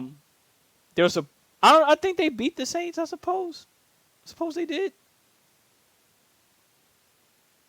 I think they did. I don't know. I'll have to look it up. All I know is that draft pick's a little more better. Bears, Cowboys. I suppose the Cowboys are going to win this because it's like, look, right now the Bears are spotty and the Cowboys are just starting to get their footing again. So Cowboys are going to win this. They're going to win that game. I think it's going to be 24-14. Raiders, Saints. Oh! The Raiders are so fucking spotty. I suppose it's going to have to be the Raiders because, look, I want that draft pick for the Saints to get better as much as possible. So, beat their ass, Raiders. That's all I got to tell you. Steelers, Eagles. Steelers should not be taking the Eagles. I'm sorry, Eagles should not be taking the Steelers lightly, especially since, I don't know. I don't think you should just take this team lightly. Now, granted, they lost 16-10 versus the Steelers, but, I can't take teams like this lightly when you got Kenny Pickett out here doing good. You got their wide receiver is pretty interesting. Wide receiver position is pretty interesting with George Pickens. I suppose that's his name. It's George Pickens. But we'll see how it'll all do. That's the one guy they gotta shut down is George Pickens, and of course need to shut down that dude from Notre Dame. I suppose his name is Chase Claypool. There you go. Patriots, Jets. I don't give a fuck. We know Jets is gonna win. Titans, Texans. Titans gonna win. I don't care. Giants, Seahawks is probably a damn good 4:00 game. I suppose that will be a good 4:00 game because with the Giants and Seahawks, both teams they're a little hot. The Giants are more hotter because right now they're 6-1. Seattle's 4-3. Seattle's got some shit to go off of. I suppose you got a better quarterback situation, in my opinion. Geno Smith is better than Daniel Jones. So I really think they got this. I think the Seahawks can push it, can hand it to them. By the way, that's 5 minutes. I don't need to say I suppose no more. By the way, if y'all want to know why I'm saying suppose so much, you could look up the show called What the fuck was it called? I just watched it recently. ReZero. ReZero. There's a girl in a maid outfit that does. I think she's like in a little maid outfit, whatever it is. She's in the library, calls herself Beatrice, and all she does is say "I suppose" after almost every sentence. So, if y'all want to know why, that's why. I saw one good streamer out here saying "I suppose" like a lot, and then after that, that's when it started to get a little bit much, where people would continue to redeem the shit so much. It would continue to redeem it like 4, 5, 6 times. Be like, damn, you got her saying "I suppose" that much. But yeah, we'll have to see how all that will go. Yeah, Giants Seahawks, I think is gonna be a good game. I think the Seahawks are gonna beat them by a couple of touchdowns. I can see it being 27-21 or 21-14, depending on how the defense will do. But here's the deal: the thing with the Giants is Saquon Barkley starting to find his footing again, and it's scary throughout the rest of the NFC East because Saquon Barkley for me is a more dangerous threat than Zeke Elliott is and ever will be because he moves around so much and he is so hard to stop. So we'll see how it'll all go when we go up against the Giants later on, but I can't worry about the Giants right now. I need the Seahawks to take care of business, and hopefully they will do that. Commanders and Colts. Carson Wentz goes up against his former team in the Colts. Well, I'll take it back. Carson Wentz is not even playing, so I don't care. This game is a wash for me. I don't care who wins. 49ers and Rams. I think the 49ers are going to beat the Rams. They're going to beat them 27-24. Packers, Bills. I don't care. Bills is going to win. Bengals, Browns. I don't care. I personally think the Browns is probably going to beat the Bengals, and that's literally it. And that's it. That's everything for NFL Week 8. Woo! I'm done. I've covered everything that there is to cover today. Now I can finally go rest. But till then, I cover everything that there is to fucking cover. Okay? I'm a hydrate when I am done, which is about to be right about now. But let me give you guys my schedule throughout the rest of this week. Alright, here's my schedule throughout the rest of the week. I will be back in 4 hours, because in 4 hours, 8:30 p.m. Eastern Standard Time, I'll be hopping on a little bit of Yu-Gi-Oh! Master Duel just to chill out for a little bit. 5:30 p.m. Eastern Standard Time, we come back with Life is Strange. Yes, I still want to continue playing Life is Strange. I had a lot of fun playing it right before I stopped streaming it, and I have not touched the game since. Also, we come back with Wrestling Night. Wrestling Night starts at 8:30 p.m. 8:30 p.m. Eastern Standard Time. 5:30 p.m. we got Movie Night, where we're going to be tuning into a horror movie. I think one of the horror movies I might be tuning into, it might be Halloween. It might not be Halloween. I don't know. Friday, 5:30 p.m. we come back with Yakuza Kiwami 2, and that's everything with the schedule. That's all that there is to cover. So, till then,